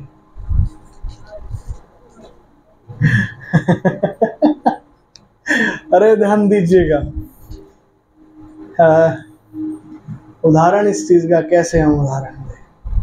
ठीक है, हाँ ठीक है, चलो एक मेंढक है, ठीक है, उसके सामने ना आपने एक छिपकली को रख दिया, एक सांप को रख दिया, एक कछुए को बैठा दिया, एक मेंढक को रख दिया, ठीक है, समझिए बड़े ध्यान से। वो इन चारों में से किसके साथ दोस्ती करेगा? पक्का पता है? या सांप के साथ जाकर दोस्ती करेगा? नहीं, कछुए के साथ मित्रता करेगा। कछुए भाई तू मेरे जैसा दिखता, आजा। मेंढक के साथ ही दोस्ती करेगा ना, समझ रहे हैं?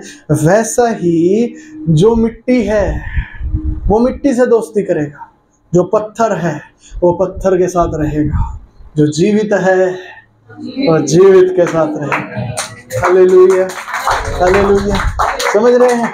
आप जीवित हैं, इसलिए आपका परमेश्वर जो जीवित आप उसके साथ रहते हैं। पवित्र आत्मा आपके अंदर रहता है, वो आपके साथ रहता है, आप उसे महसूस करते हैं, आप उससे प्रार्थना करते हैं। आपका परमेश्वर आपकी प्रार्थनाओं को सुनता है। मरे हुए कौन सी प्रार्थना सुनते हैं भाई? बताइए जरा, क्या मरे हुए प्रार्थना सुनते हैं? अरे मरे हुए क्या प्रार्थना सुनेंगे जो खुद मर चुके हैं? हमारा परमेश्वर जीवित है, वो हमारी प्रार्थनाओं को सुनता है। आमीन, आमीन। नहीं पास्टर जी, ऐसा हमारे साथ ना हुआ है। प्रभु यीशु में आने से पहले भी हमारी कुछ प्रार्थनाएं सुनी गई हैं। बस मैं 5 मिनट में पूरा करने जा रहा हूँ। हमारी प्रार्थनाएं सुनी गई हैं। पवित्र शास्त्र बाइबल कहता एक ही परमेश्वर है, कोई दूसरा नहीं जिसने हमें रचा। कुछ समझ आ रहा है? एक ही। पास्टर जी जो दूसरे धर्म का परमेश्वर है, क्या वो भी एक ही है? हाँ एक ही है। परमेश्वर किसी धर्म का नहीं होता। परमेश्वर तो परमेश्वर होता है। वो परम प्रधान परमेश्वर है जिसने सब कुछ रचाया है। आप जो आज यीशु मसीह पर विश्वास करके जी उठे हैं, वही आपका रचयिता है। आपका ही दूसरा भाई जो आज यीशु मसीह पर विश्वास नहीं करता, परमेश्वर ने ही उसे भी रचा है। परमेश्वर एक ही है और वही है जो आज तक आपकी सब प्रार्थनाओं को उत्तर देता आया है। आज तक जब आप यीशु मसीह में नहीं थे, तब भी आपका ध्यान वही रखता आया है। पास्टर बाइबल में लिखा है, शास्त्रों में लिखा है, मां के गर्भ से लेकर अब तक मैं तुझे संभाल कर लेकर आया। तू तेरी मां के गर्भ में था, मैंने तुझ पर चित्त लगाया, तेरे चेहरे को अपनी हथेली पर कुरेद कर मैंने बनाया। ऐसे ही नहीं है, परमेश्वर वही है। आपकी आज तक जो प्रार्थनाएं सुनी वो उसने ही सुनी। हालेलुया। अब मसीह यीशु के पास वो आपको ले आया है क्योंकि वो आपको जीवन देना चाहता है। और आपने क्या किया? आपने उस पर विश्वास किया, अपने बनाने वाले पर विश्वास किया है आपने। समझ आ रही है कि नहीं आ रही है? उसने आपसे प्यार किया, आपने उस पर विश्वास किया। हालेलुया। वो जीवित, आप भी जीवित। आमीन, आमीन। अब आप जीवित से प्रार्थना करते हैं, वो जीवित आपकी सुनता है। आप जीवित की आराधना करते हैं, वो जीवित आपके बीच में आ जाता है। जहां 2 या 2 से अधिक मेरे नाम से इकट्ठा हो, वहां मैं उनके मध्य में मौजूद होता हूं। Hallelujah, hallelujah. ठीक है, कल वो कौन सी गवाही थी जो मैं बता रहा था कि देनी है? कल डांट के विषय में क्या थी? और वो गवाही, जब हम डांट पड़ती है तो उसके द्वारा हमारे जीवन में प्रतिफल पैदा होता है। हाँ ठीक है जी, एक गवाही देके मैं पूरा करता हूँ आज के सेशन को। अब ये जो जीवित है ना, ये हमें डांटता भी है। जीवित तो सारे काम करेगा भाई। ठीक है, मान लीजिए किसी के पिताजी हैं। कितनों के पिताजी हैं अभी जीवित शरीर वाले? ठीक है, तो जो जीवित पिताजी है ना भाई, वो आपको प्यार भी करते होंगे, डांटते भी होंगे जहाँ डांटने की जगह, जहाँ गुस्सा करने की जगह गुस्सा भी करते होंगे, जहाँ छेतने की जगह वहाँ छेत भी सकते हैं। ठीक है, बचपन में छेता होगा, अब नहीं पीटते होंगे तो। ठीक है, जीवित आदमी तो सारे काम करेगा, आपकी खुशियों में भी शामिल होंगे, आपके दुख में भी आपके साथ रहेंगे। ठीक है, वैसे ही जब हमारा परमेश्वर, हमारा पिता जीवित है, वो सिर्फ एक काम नहीं करता कि जाओ उसके सामने घंटी बजाओ, हे प्रभु, हे भगवान मेरे को ये दे दे, मेरे को ये दे दे, हे परमेश्वर मेरे को ये दे दे, हे यीशु मेरे को ये दे दे, बस देने देने का काम है। नहीं, जीवित है, कोड़े भी लगाएगा, चंगा भी करेगा। बाइबल में लिखा, वो घाव भी देता है, चंगा भी करता है। बाप है ना भाई, जीवित है। अब जीवित तो जीवित है, आप उसे मुर्दा समझ रहे हो, आप समझ रहे हो क्या पता लगना है यीशु को मैं क्या कर रहा हूँ क्या नहीं कर रहा, ऐसे थोड़ी जीवित है। Hallelujah, hallelujah. आप मीटिंग की छुट्टी मार रहे हो, आपको पता नहीं है आपका पिता जीवित है, बनाएगा आपका मोड़। आप उसका बेवकूफ बना रहे हो, कह रहे हो आज तो ये जरूरी काम था, बताएगा आपको थोड़े दिन में, घबराओ नहीं आप, वो बताएगा आपको भी काम पड़ेगा थोड़े दिन में, फिर वो बताएगा आपको। आप प्रार्थना करोगे, अरे प्रभु जी ये दिक्कत आ रही है, पास्टर जी ये दिक्कत आ रही है, पास्टर जी ने प्रार्थना कर ली, काम ही नहीं हो रहा है, हो क्यों नहीं रहा मेरे जीवन में काम, क्या मेरा प्रभु सुन नहीं रहा, फिर वो बताएगा हाँ तेरे लिए मैं इंपॉर्टेंट नहीं ना, कोई बात नहीं। हालेलुया, जीवित है भाई, जीवित है। हालेलुया, जीवित है। पड़ोसी को बताए जिंदा है, जिंदा है, मुर्दा नहीं है जिसका बेवकूफ बना लो, जिंदा है। हालेलुया। ठीक है, आप भी तो सोच रहे हो, ठीक है, दशमांश नहीं दिया, अरे प्रभु आपको तो पता खर्चे ज्यादा थे इस बार, कोई बात नहीं, मुझे तो सारा पता है, आएगा टाइम आगे बताऊंगा तुझे, घबराना। हालेलुया, वो जिंदा है, वो जिंदा है, वो जिंदा, उसे पता है कितने खर्चे थे। ठीक है, उसे सब पता है, उसे तेरे लालच का भी पता है, कितना लालची है तू। ठीक है, उसे पता तेरे लालच का, पैसे को कैसे बचा बचा के रखता है तू।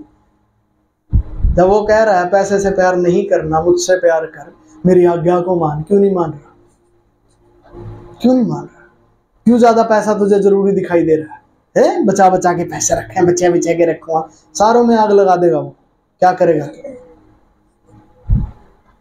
पास्टर जी परमेश्वर हमारा नुकसान करेगा, क्यों नहीं करेगा, बाप है, मालिक है, जो मर्जी करे।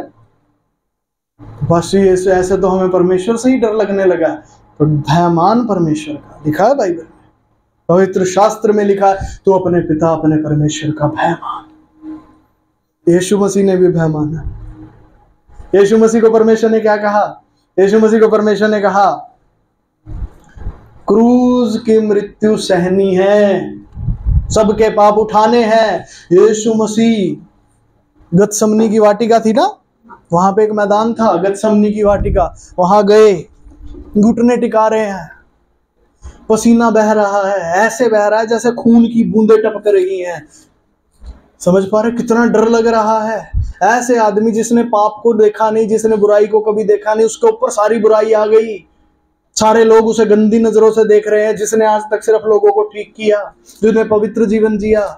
पिता ने कह दिया इन सब के पाप उठाने हैं। ये क्या कह रहे हैं, पिता अगर हो सके तो कटोरा टाल ले, हो सके तो हटा ले मेरे ऊपर से सजा। डर देखिए कितना ज्यादा है। यीशु मसीह परमेश्वर का भय मान रहे, आपको क्या दिक्कत है परमेश्वर का भय मानने में। ओ बेटे मानिए, मानना है उसका भय, उसका डर मान के ही सब काम को करना है।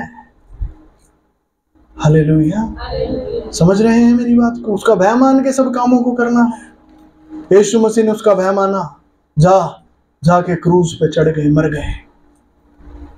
और जब यीशु ने उसका भय माना तो परमेश्वर ने यीशु मसीह का पद पूरी दुनिया में सबसे बड़ा कर दिया। आप जब परमेश्वर का भय मानेंगे, परमेश्वर आपके पद को सबसे बड़ा कर देगा। आपके आसपास के लोगों में सबसे बड़ा पद आपका होगा। आज आप कुछ भी नहीं समझे जाते, अपने आसपास गली मोहल्ले में, अपने शहर में आपको ऐसा नाम परमेश्वर दे देगा, आपके दूर दूर तक डंके बजेंगे। और ये हो सकता है, जीवित परमेश्वर है, हो सकता है। Hallelujah, hallelujah. मेरी गवाही है, डांट की गवाही। क्या हुआ, परमेश्वर ने का आज्ञा दी थी कि आदर करना है, माता और पिता का आदर करना है। ठीक है, हमारे अंदर जनरली ये नहीं होता, जनरली हम लोग नहीं देखते। इस तरीके से। मैंने तो अपने इन्वायरमेंट में नहीं देखा किसी को आदर करते हुए। हाँ ये देखा है, हाँ जी, माँ बाप डांट रहे हैं, बच्चे उस टाइम पे कुछ नहीं कहेंगे, उनके साथ चुप रहेंगे। माँ बाप हटते ही पीछे से तो ऐसे ये सब देखा मैंने। हालेलुया। इसलिए मैंने क्या सोचा था, यार पीठ पीछे जाके बुराई करने से तो बड़ी हंसी मुंह पे नाट जो, हाँ जी हम नहीं सुनते, ठीक है। तो मैं ऐसे करता था, मैं ऐसे करता था, ठीक है। और परमेश्वर ने एक आज्ञा दी, माता पिता का आदर करना। तब आदर में मैं फंस गया, कैसे देखूं, कोई तो करता हुआ दिखाई नहीं देता, किससे सीखूं ये आदर करना। तो धीरे धीरे परमेश्वर सिखा रहे हैं। अब क्या हुआ, 2-4 दिन पहले की बात है, मेरी मम्मी का फोन आया और फोन पे उन्होंने डांटना शुरू किया मुझे, ऐसी ऐसी बातों पे जो मैंने की नहीं, ऐसे कामों के लिए जो मैंने करे ही नहीं। ऐसे प्रभु, मैं प्रभु की तरफ दे रहा, अब मैं क्या कैसे आदर करूं पास प्रभु जी। प्रभु क्या, चुप रहा, बोलना नहीं, चुप रहा। मैं प्रभु को कहा, कुछ कहने लगा, प्रभु बोले फिर चुप। मैं चुप रहा, चुपचाप खाता रहा। मुझे बहुत गुस्सा आया, गुस्से से भर गया, मैं बाहर नहीं निकाल रहा, तो भरेंगे अंदर से। मैंने प्रभु कहा क्या करूं प्रभु इस गुस्से का, जो कोई मेरे से बात कर रहा है उनके ऊपर भी गुस्सा हल्का हल्का उतरने लगा है। प्रभु कहते कुछ नहीं करना, शांत हो जा। अगले दिन मेरा कोई घर का काम था, मुझे बिजली बोर्ड में जाना था, ठीक है। मैं वहां बिजली बोर्ड में गया उस काम को करवाने के लिए। आपको पता है बिजली बोर्ड वालों को सबको ही पता है कैसा इनका स्वभाव होता है, कैसे ये काम करते हैं नहीं करते, सरकारी डिपार्टमेंट है, कैसे इनका रुआब होता है, किस तरह कितनी इज्जत ये लोगों की करते हैं। आप जानते हैं मैं वहां पे गया हूँ, मैंने जाके पूछा अभी काम क्यों नहीं हुआ। वो लोग मुझे बैठा रहे हैं, बैठा के लिम्का मंगवाई मेरे लिए। मैं नहीं जानता, मेरे कोई नोन नहीं है, जानकार हो तो चल फिर पिलाएं। बैठा के लिम्का पिलाई है, मेरी हवा भगत करिए, प्यार से मुझसे बात करिए, फिर मेरे को कहा सर आपका काम हम आराम से करेंगे। कुछ समझ पा रहे हैं? ये डांट है, वो डांट जो मुझे कल मिली थी, 2-3 दिन पहले मुझे जो डांट मिली थी, उस डांट ने वो ताकत मुझे दे दी।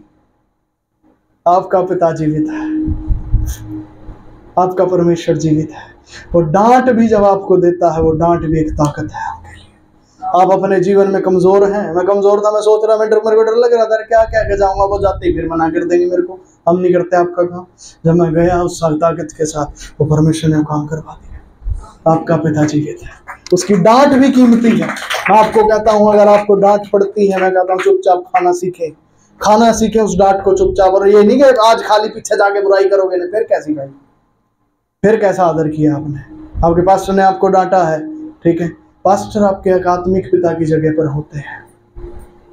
आप यीशु मसीह में आए हैं, बाहर आप जीवन बिताते हैं तो आपके पिता आपको गाइड कर सकते हैं। बाहर जो शारीरिक में पिता है वो आपको गाइड कर सकते हैं, हाँ बेटे चल ऐसे कर ले, चल वैसे कर ले। जब आप यीशु मसीह में आते हैं आपको एक नया जीवन मिलता है। इस नए जीवन के विषय में आपके जो पुराने पिता उनको भी नहीं पता होगा कि आपके जीवन में क्या चल रहा है, किस रास्ते से आप गुजर रहे हैं, कैसे आप जीवन में जिएंगे, कैसे आप चलेंगे। उनको आपके निर्णयों के बारे में कुछ नहीं पता। मेरे चाचा लोग मेरी शादी में भी नहीं आए, पता क्यों? मेरे को बाद में समझ में आई, उनको पता ही नहीं है कुछ भी कि कैसे मसीह में विवाह होता है। वो इस डर में नहीं आए यार हम आके करेंगे क्या, हम तो मेहमानों की तरह खड़े हो जाएंगे यहाँ पे आगे, हम तो देखेंगे फिर हो क्या रहा है, हम कर तो कुछ सकते ही नहीं। इसलिए इसी शर्म में वो आए नहीं। अब जब मेरे से मिलने आते हैं तब मेरे को समझ में आई क्या बात हुई। क्यों? क्योंकि आपको आपके पुराने रिश्ते, ना तो आपके पुराने बड़े लोगों को पता ही नहीं है मसीह में सिस्टम क्या होता है, चलेंगे कैसे, वो आपको गाइड नहीं कर सकते हैं। यहाँ आपको एक पिता चाहिए और वो पिता परमेश्वर ने आपको, पास्टर को आपके लिए ठहराया है। वो आपके आत्मिक पिता होते हैं जो आपको इस आत्मिक सफर में गाइड करते हैं। आपको उनका आदर करना है, उनके आदर करके उनकी डांट को भी लेना, उनके प्यार को भी लेना, उनकी आज्ञाओं को मानना है। ये नहीं कि मुंह पे कुछ और पीठ पीछे कुछ और। ना बेटे ना, पीठ पीछे भी बुराई ना निकल जाए। ध्यान रख, अपना आदर कर, सच्चे हृदय से आदर कर। जब कर रहा है तो कर रहा है। अब है आत्मिक पिता तो है आत्मिक पिता, बात खत्म। हालेलुया। समझ पा रहे हैं मेरी बात को? हालेलुया। और आप आशीष पाएंगे इस डांट के द्वारा, आप आनंद पाएंगे इसके द्वारा। आमीन, हालेलुया। ठीक है जी, किसी का कोई सवाल आज के वचन में तो पूछ सकते हैं।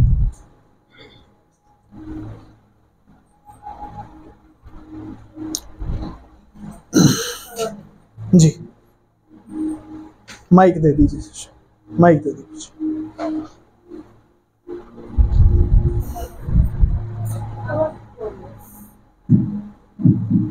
पास्टर जी, आपने अभी प्रार्थना में बताया कि जिसने मसीह पे विश्वास किया सब जी उठे और सब जिएंगे। तो मेरा एक सवाल है कि जैसे हम व्यवस्था में हैं, प्रभु की आज्ञाओं को मानते हैं, हमारे पास उनकी आज्ञा और मान आती है, जिन लोगों के पास ये नहीं है तो क्या वो भी जी उठेंगे? जिन लोगों के पास आज्ञाएं और डांट नहीं आती हैं, या फिर ये कहो व्यवस्था नहीं है, ये सब ज्यादा सही है। हाँ जी, तो क्या वो भी जी उठेंगे? आपका सवाल ये है। जी हाँ, वो भी जी उठेंगे। जी तो वो भी उठेंगे, पर स्वर्ग में नहीं जाएंगे। जी उठेंगे, फिर उनको कह दिया जाएगा जाओ अब नरक में, मैं तुम्हें नहीं जानता। उनके साथ बहुत बुरी बनेगी।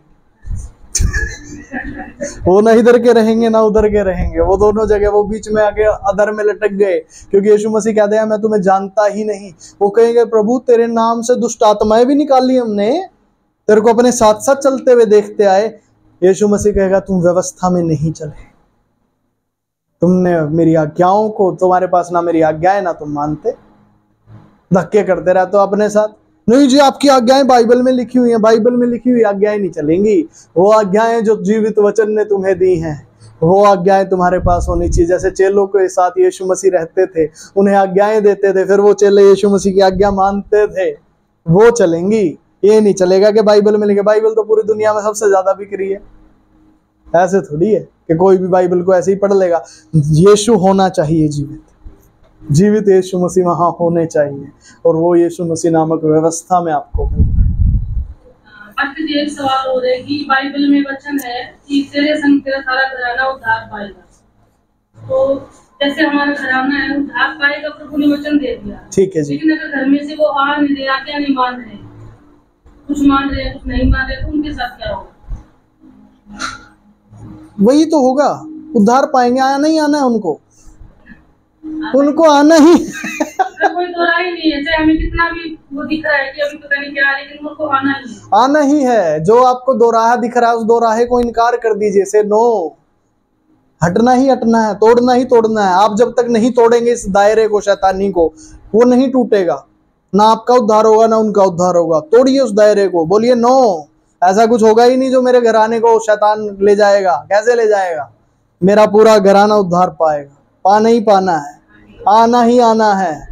जितनी नकारात्मकता दिखती है उसको नो बोलिए, नो, इनकार करते जाइए उस सब का। Hallelujah, hallelujah. अब और कोई सवाल किसी के पास? कैसे हो गए? मेरा नाम संजय, मैं गाँव पिंजरा कलायत से आता हूँ। तो जी मेरे को 25-30 साल से पेट में दर्द था, सारा शरीर में दर्द था। बहुत दवाइयाँ खाई, 20 जी मैंने अल्ट्रासाउंड करवाए और अनगिनत मैंने खून टेस्ट करवाई, कहीं आराम नहीं होया। तो यहाँ मेरे रिश्तेदार हैं जी पिंकी और ये नहीं, इन्हें प्रार्थना करवाई थी। हमारी घरवाली जो यहाँ प्रार्थना में आई थी, उसने उसके घुटने में दर्द था 3 साल से। तो उसने यहाँ प्रार्थना करवाई पास्टर से, उसका बिल्कुल दर्द खत्म हो गया। तो उसका हमने कहने लगी मेरे को ऐसे ऐसे प्रार्थना करी, मेरे को ठीक हो गया, तो प्रार्थना तुम भी करवा दे। मैं इस तरह थोड़ी हो जाएगा जी। एक प्रार्थना से 3 साल तक कैसे ठीक हो जाएगा, वो मेरा हो गया। मगर ऐसे नहीं सुनता, वो इतना मत देख, मगर इस तरह होता है नहीं। और फिर पास्टर जी कितनी दूर बैठे, आप इतनी दूर बैठे, कम से कम 130 किलोमीटर है। वो उन्होंने फोन मिला के लड़के को बोले, उन्होंने फोन लिया तो पास्टर जी ने मेरे को प्रार्थना करी। सुबह उठा बिल्कुल ठीक, मेरे कोई दर्द नहीं, मेरे कुछ भी दर्द नहीं था शरीर में। पास्टर जी कहने लगे देख माँ जी धन्यवाद जी आपका, मेरा दर्द ठीक हो गया कम से कम 25-30 साल का। वो जब वहाँ बैठे आपका तब ठीक हो गया, नहीं तो कलीसिया में तो फिर देखो क्या होगा। तो आज बिल्कुल ठीक हो जाएगा। धन्यवाद जी, यीशु मसीह का धन्यवाद, धन्यवाद तो यहाँ कलीसिया में आने का मौका मिला। ये बहुत आनंद, बिल्कुल ठीक हो गया मैं, कोई दर्द नहीं है। और जो एक दुआ है लड़के की, वो जिस 8वीं में था तो उसके 89% नंबर आए थे। अब वो उसके आज 91% आ गए। अब ये जब से हम यीशु मसीह में आए जी 91 नंबर है जी उसके, और स्कूल की तरफ से 3rd पोजीशन का नाम भी मिला, 10वीं किताब भी फ्री मिली, और 100 रुपए सरपंच की तरफ से नाम मिला। और मैंने उसका पेपर पास किया था, 12,000 रुपये उसके दिया गया। बहुत बहुत धन्यवाद। 5वीं नंबर इतने काम मिल गए थे, इसलिए बहुत बहुत धन्यवाद पास्टर जी आपका भी, और यीशु मसीह। आमीन, हालेलुया। सभी को जय मसीह की। मेरा नाम उर्मिला है और मैं दतौली गांव से आती हूँ। मेरी गवाही ये है कि मैं आज बहुत सारे सवालों के साथ आई थी। हम प्रभु का सबसे बड़ा यही हमें दिखता है कि वो जिंदा है, कि वो हमारे मन की बातों को जानते हैं। मैं बहुत सारे सवाल लेके आज आई थी, बहुत सारी उलझने मेरे साथ आई थी, लेकिन अब जैसे प्रार्थना खत्म हुई है, मेरे सारे सवालों के जवाब भी मुझे मिल गए और सारी उलझन भी दूर हो गई। तो प्रभु ऐसे हमारे जीवन में काम करते हैं। हालेलुया। एक गवाही और है कि मैं जैसे हम दशमांश देते हैं, तो मेरे मन में हमेशा ही रहता है कि मैं हर चीज का दशमांश दूं, क्योंकि मुझे ये पता है कि हम जो भी प्रभु के राज्य में बोएंगे उससे हम कई गुना पाएंगे, प्रभु की आशीष हमारे जीवन में आएंगी, और हम इसी आशा के साथ बोलते हैं। तो एक चीज थी जिसके बारे में अपने पति से मैं सोच रही थी कि उनको बोलूं, लेकिन मैं डर रही थी। तो फिर भी मैंने सुबह आने से अभी 10-15 मिनट पहले ही, जैसे मैं पर्स उठा रही थी, पैसे रख रही थी अलग अलग करके भी क्या करना है, तो मैंने उनसे पूछा जी एक बात पूछूं?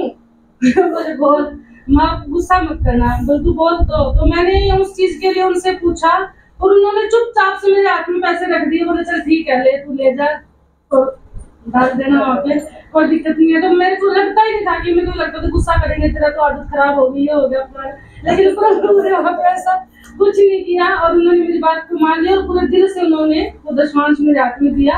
और प्रभु का मैं कोटि कोटि धन्यवाद करती हूँ कि जो मेरे घर में मेरे बच्चे हैं, और मैं पूरे दिल से चाहती हूँ कि वो भी अपनी कमाई का दशमांश देना शुरू करें, और प्रभु ऐसा जरूर करेंगे, जल्दी करेंगे। और मैं सब चीजों के लिए अपने पास्टर जी का धन्यवाद करती हूँ कि वो हमें हर रीति से संभालते हैं, हर बात में संभालते हैं, और बस वो ऐसे ही हमें संभालते रहे और हमारे साथ साथ चले। धन्यवाद प्रभु का, धन्यवाद पास्टर जी। और एक मीटिंग थी सिलीगुड़ी, तो वहाँ पे मैं गया, फिर मैंने प्रार्थना करवाई पास्टर जी से वहाँ की। तो फिर मैं जैसे उन्होंने प्रार्थना की, जब से लेके अभी तक मेरे पेट में दे रही है।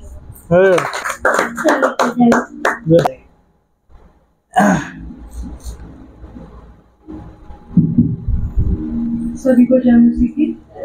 तो मेरी गवाही अभी थोड़े दिन की पहले की ही है कि जैसे कि मैं पास्टर जी के साथ ही रहती हूँ, तो मुझे तो घर में भी पास्टर ही मिलते हैं कई बार, और जब घर में पास्टर मिलते हैं तो पास्टर के हिसाब से मुझे कई बार डांट भी खानी पड़ती है, और सबसे ज़्यादा शिकायत में होती है डांट का। तो मैं प्रभु का धन्यवाद करती हूँ। तो कल मुझे इस बात का स्मरण आया कि जब हमारे जीवन में मेरे जीवन के बहुत सारे ऐसे हिस्से थे बचपन में, बड़े होने के समय पे, जहाँ पे मुझे डांट की आवश्यकता थी, पर मुझे कभी मेरे माँ बाप से मिली नहीं, और क्योंकि डांट नहीं मिली इसीलिए उनका जो एक अधिकार भी मेरे ऊपर आना था वो भी पूरी तरीके से नहीं आ पाता। तो फिर मैं पास्टर जी का कल धन्यवाद कर रही थी कि जब से मैं पास्टर जी की अगुवाई में और अधीनता में मैंने चलना शुरू किया, मेरे जीवन में डांट की बौछार सी होने लगी, और जितनी ही डांट मुझे मिलती थी, शुरू में तो मुझे बहुत बुरा लगता था कि ऐसे कैसे बोल दिया, ऐसे कैसे डांट दिया, ये क्यों बोला, वो क्यों बोला, मैं भी इंसान हूँ, मुझे भी बुरा लगता है, इस तरीके की बातें जो आमतौर पे आती ही है कि इंसान के अंदर। तो मुझे इस तरीके की बातें आती थी, पर असल में क्या होता था कि जब मेरे जीवन में मैं भलाइयों को देखना शुरू करती थी, तब मैं देखती थी ये भलाई आई कहाँ से, ये ऐसे कैसे उत्पन्न हो गई ये भलाई। और तब मुझे पता चलता था कि जो डांट मेरे जीवन में पड़ रही है, उन डांट की वजह से मेरे जीवन में कैसी बड़ी बड़ी भलाइयों को मैंने देखना शुरू किया। और अभी पिछले दिन की ही बात है, पिछले कुछ 4-5 दिन पहले की ही बात है, 1 हफ्ते पहले की, कि मेरे जीवन में फिर से डांट की बौछार आने लगी। किसी विषय के लिए मुझे बहुत ज्यादा डांट पड़ी, बहुत ज्यादा, मतलब इतनी ज्यादा डांट पड़ी कि मैं अपने अंदर मृत्यु को महसूस करने लगी, कि मेरी रूह कांपने लग गई कि मैं इसको सहूंगी कैसे, जो डांट मेरे ऊपर पड़ रही है मैं इसको बर्दाश्त कैसे करूंगी। पर मैं आपको बताना चाहती हूँ कि डांट जब परमेश्वर की ओर से आती है, उसकी ओर से एक बड़ा प्रतिफल भी आता है।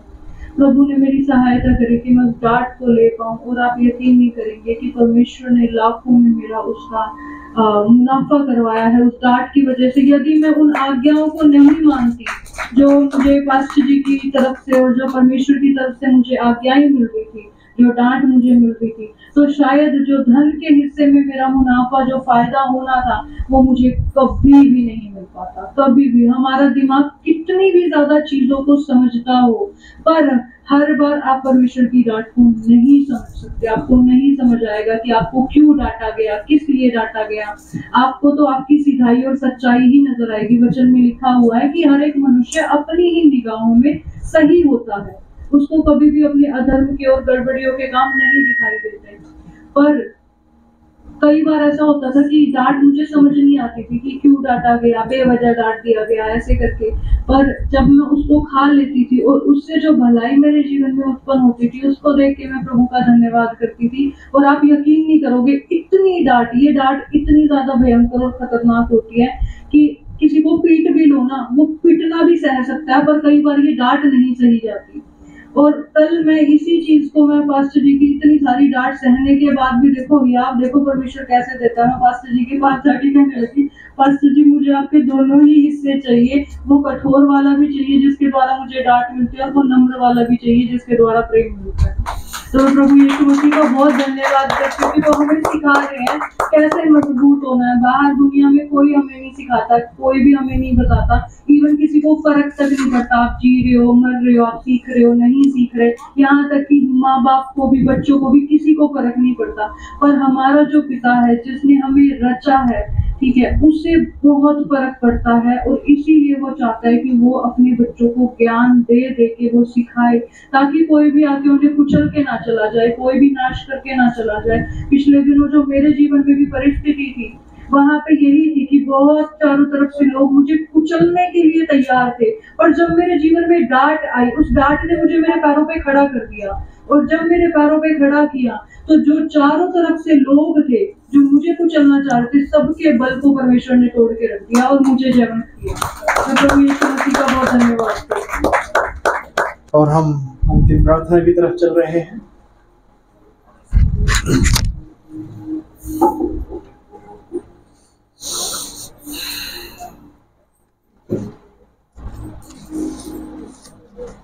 Thank you Jesus. धन्यवाद यीशु, धन्यवाद प्रभु यीशु कि आप जी उठे हैं प्रभु। धन्यवाद। हर एक जन अपनी आंखों को बंद करे, हाथों को स्वर्ग के पिता की ओर उठाए। और धन्यवाद प्रभु, धन्यवाद करें परमेश्वर का धन्यवाद करें। धन्यवाद प्रभु जी, धन्यवाद प्रभु जी, धन्यवाद प्रभु जी। Thank you father, thank you Jesus. Yeshu Masih धन्यवाद प्रभु, धन्यवाद, धन्यवाद, धन्यवाद प्रभु, धन्यवाद, धन्यवाद मेरे प्यारे प्रभु, धन्यवाद प्रभु जी। Thank you Jesus, thank you father. बोलकर धन्यवाद करना शुरू करें, उसकी उपस्थिति से भर जाइए, पवित्र आत्मा से भर जाइए, धन्यवाद कीजिए और उसकी मौजूदगी से भर जाइए उसकी उपस्थिति से। वीलहा लही रहिष्ठान बेरहे, तुनो मरहा था लेबरहे, तुनो खा रखा था लेबे रहिष्ठान बेरहे, तुमा रहित था लेबरहो तुंदा नबलहे, शीलकार कष्टनम रिहस्तु नबरहे, तिने बरहंदन वलहा, थोलो बरहंदन बेलहे, शीलहार हस्तान बेरहे, तोरवथैल बेरहे स्थानमा। यीशु मसीह के नाम से, यीशु मसीह के लहू से सारे शैतानी गढ़ और बंधन सभी भाई और बहन के जीवन में जो मृत्यु ने उनके जीवन में डाले हैं, वो सब टूट जाएं। Break all of them, I break all of them, I break all of them, I break all of them, I break all of them.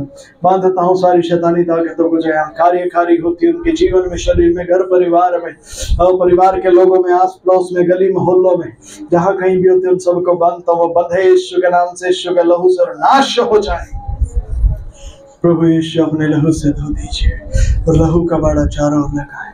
वो पवित्र आत्मा जी आप आ जाइए, आपकी चंगाई यहाँ दे दीजिए, तो हर एक हृदय हर्ष के घाव भर जाए। आप चंगाई दीजिए प्रभु, आपके प्रेम से भर दीजिए। Release lord, release your blessing. हर एक जन पवित्र आत्मा से भर जाइए। कहिए प्रभु को, प्रभु मुझे अपना पवित्र आत्मा दीजिए, मुझे अपना पवित्र आत्मा दीजिए, उसका मसा मुझे दीजिए, उसका नया अभिषेक मुझे दीजिए, उसका अभिषेक मुझे दीजिए।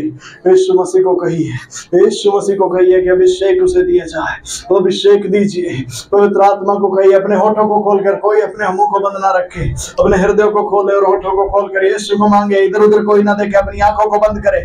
हर एक जन अपनी आंखों को बंद रखे, कोई आंख नहीं खोलेगा, आंखों को बंद रखिए और यीशु मसीह को कहिए, पवित्र आत्मा मुझे छूइए। पवित्र आत्मा को कहे, पवित्र आत्मा मुझे भर दे, मुझे भर दे अपने अभिषेक से, अपने प्रेम से, अपनी समझ से। Release lord, release lord, release lord, release lord, release lord, release Lord. I receive and I release, I receive and I release।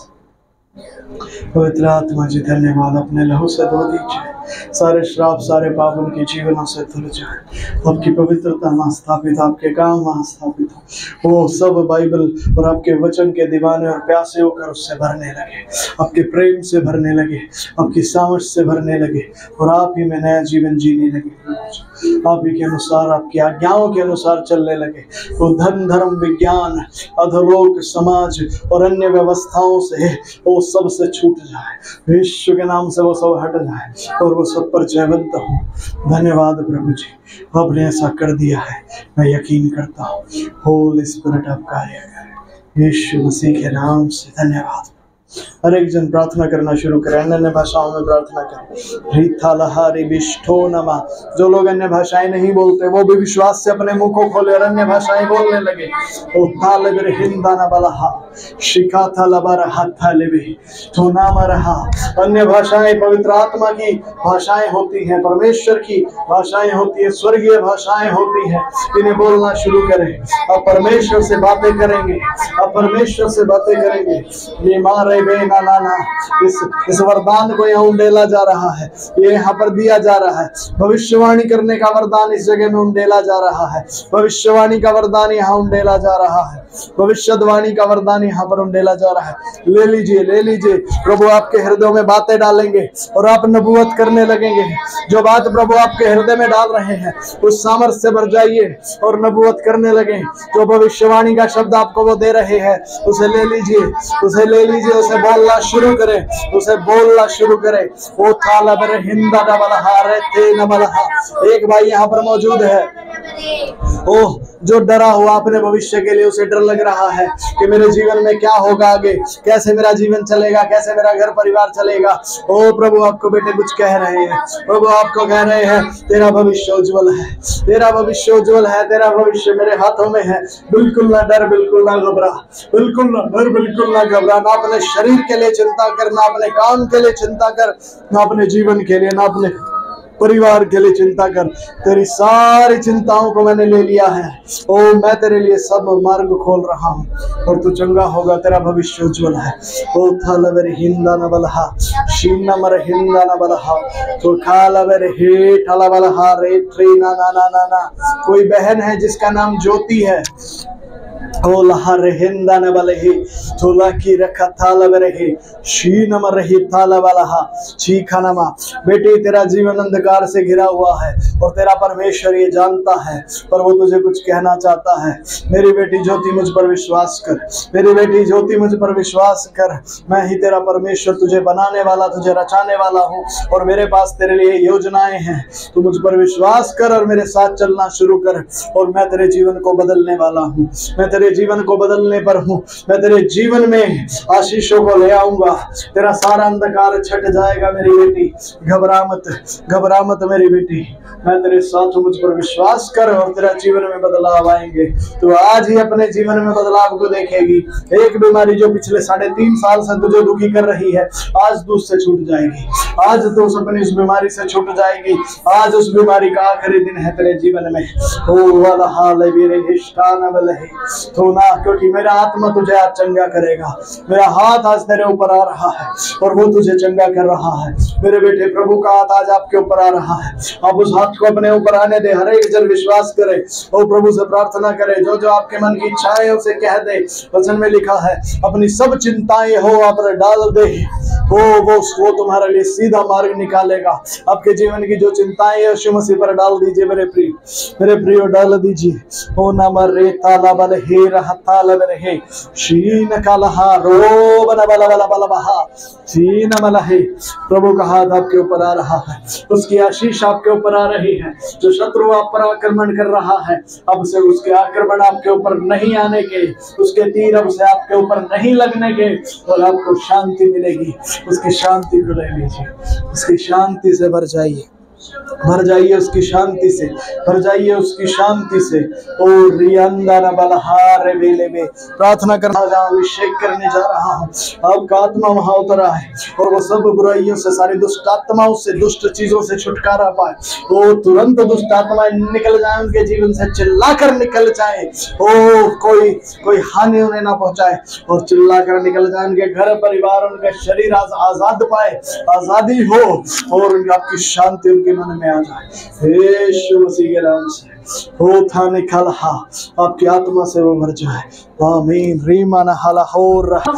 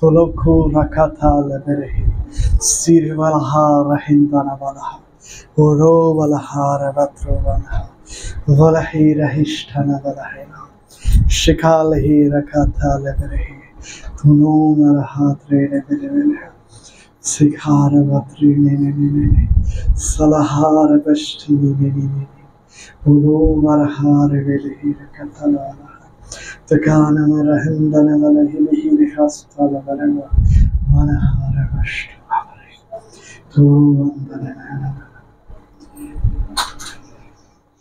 सीलहार हथरे ने सुमंदर नहीं रे तो लो वाला हार है तले मेरे तो नो के घर कतरा तकार कतरे ले अपने हाथों को प्रभु की ओर उठाए और उससे प्रार्थना करें कि प्रभु अपनी पवित्रता से हमें नए जीवन में चलना सिखाए, हमें नए जीवन की सी चाल सिखाए, हमें नए जीवन में आगे बढ़ना सिखाए, और हमें पवित्रता में रहना सिखाए। प्रभु से मांगिए तीखा ले हरवान वाला शिखा ने मेरे भी प्रभु के वचन में लिखा, मांगोगे तो मिलेगा, ढूंढोगे तो पाओगे, खटखटाओगे तो खोला जाएगा। उससे मांगिए, उसके द्वार को खटखटाइए, वो आपके लिए द्वारों को खोलेगा। आपके जीवन में आगे चलने के रास्ते नहीं दिख रहे, उससे मांगिए, वो आपके रास्ते खोलेगा। सीलहार विस्ताने में रहे शिखातरे नहीं रहे तुना वाला हार वाता रहे रहे सीना हरा ही रहे बहन के लिए प्रभु जी आपकी दया उनके जीवनों में हो, और प्रभु जो भी इच्छाएं उनके जीवन की आपकी व्यवस्था में सब पूरी आपके द्वारा कर दी जाए। आपकी सामर्थ्य उतराए प्रभु ने, ताकत और बल मिले, ताकि प्रभु जी वो आगे बढ़े, अपने जीवन की सारी बाधाओं को तोड़ दे और आपके साथ आगे बढ़े।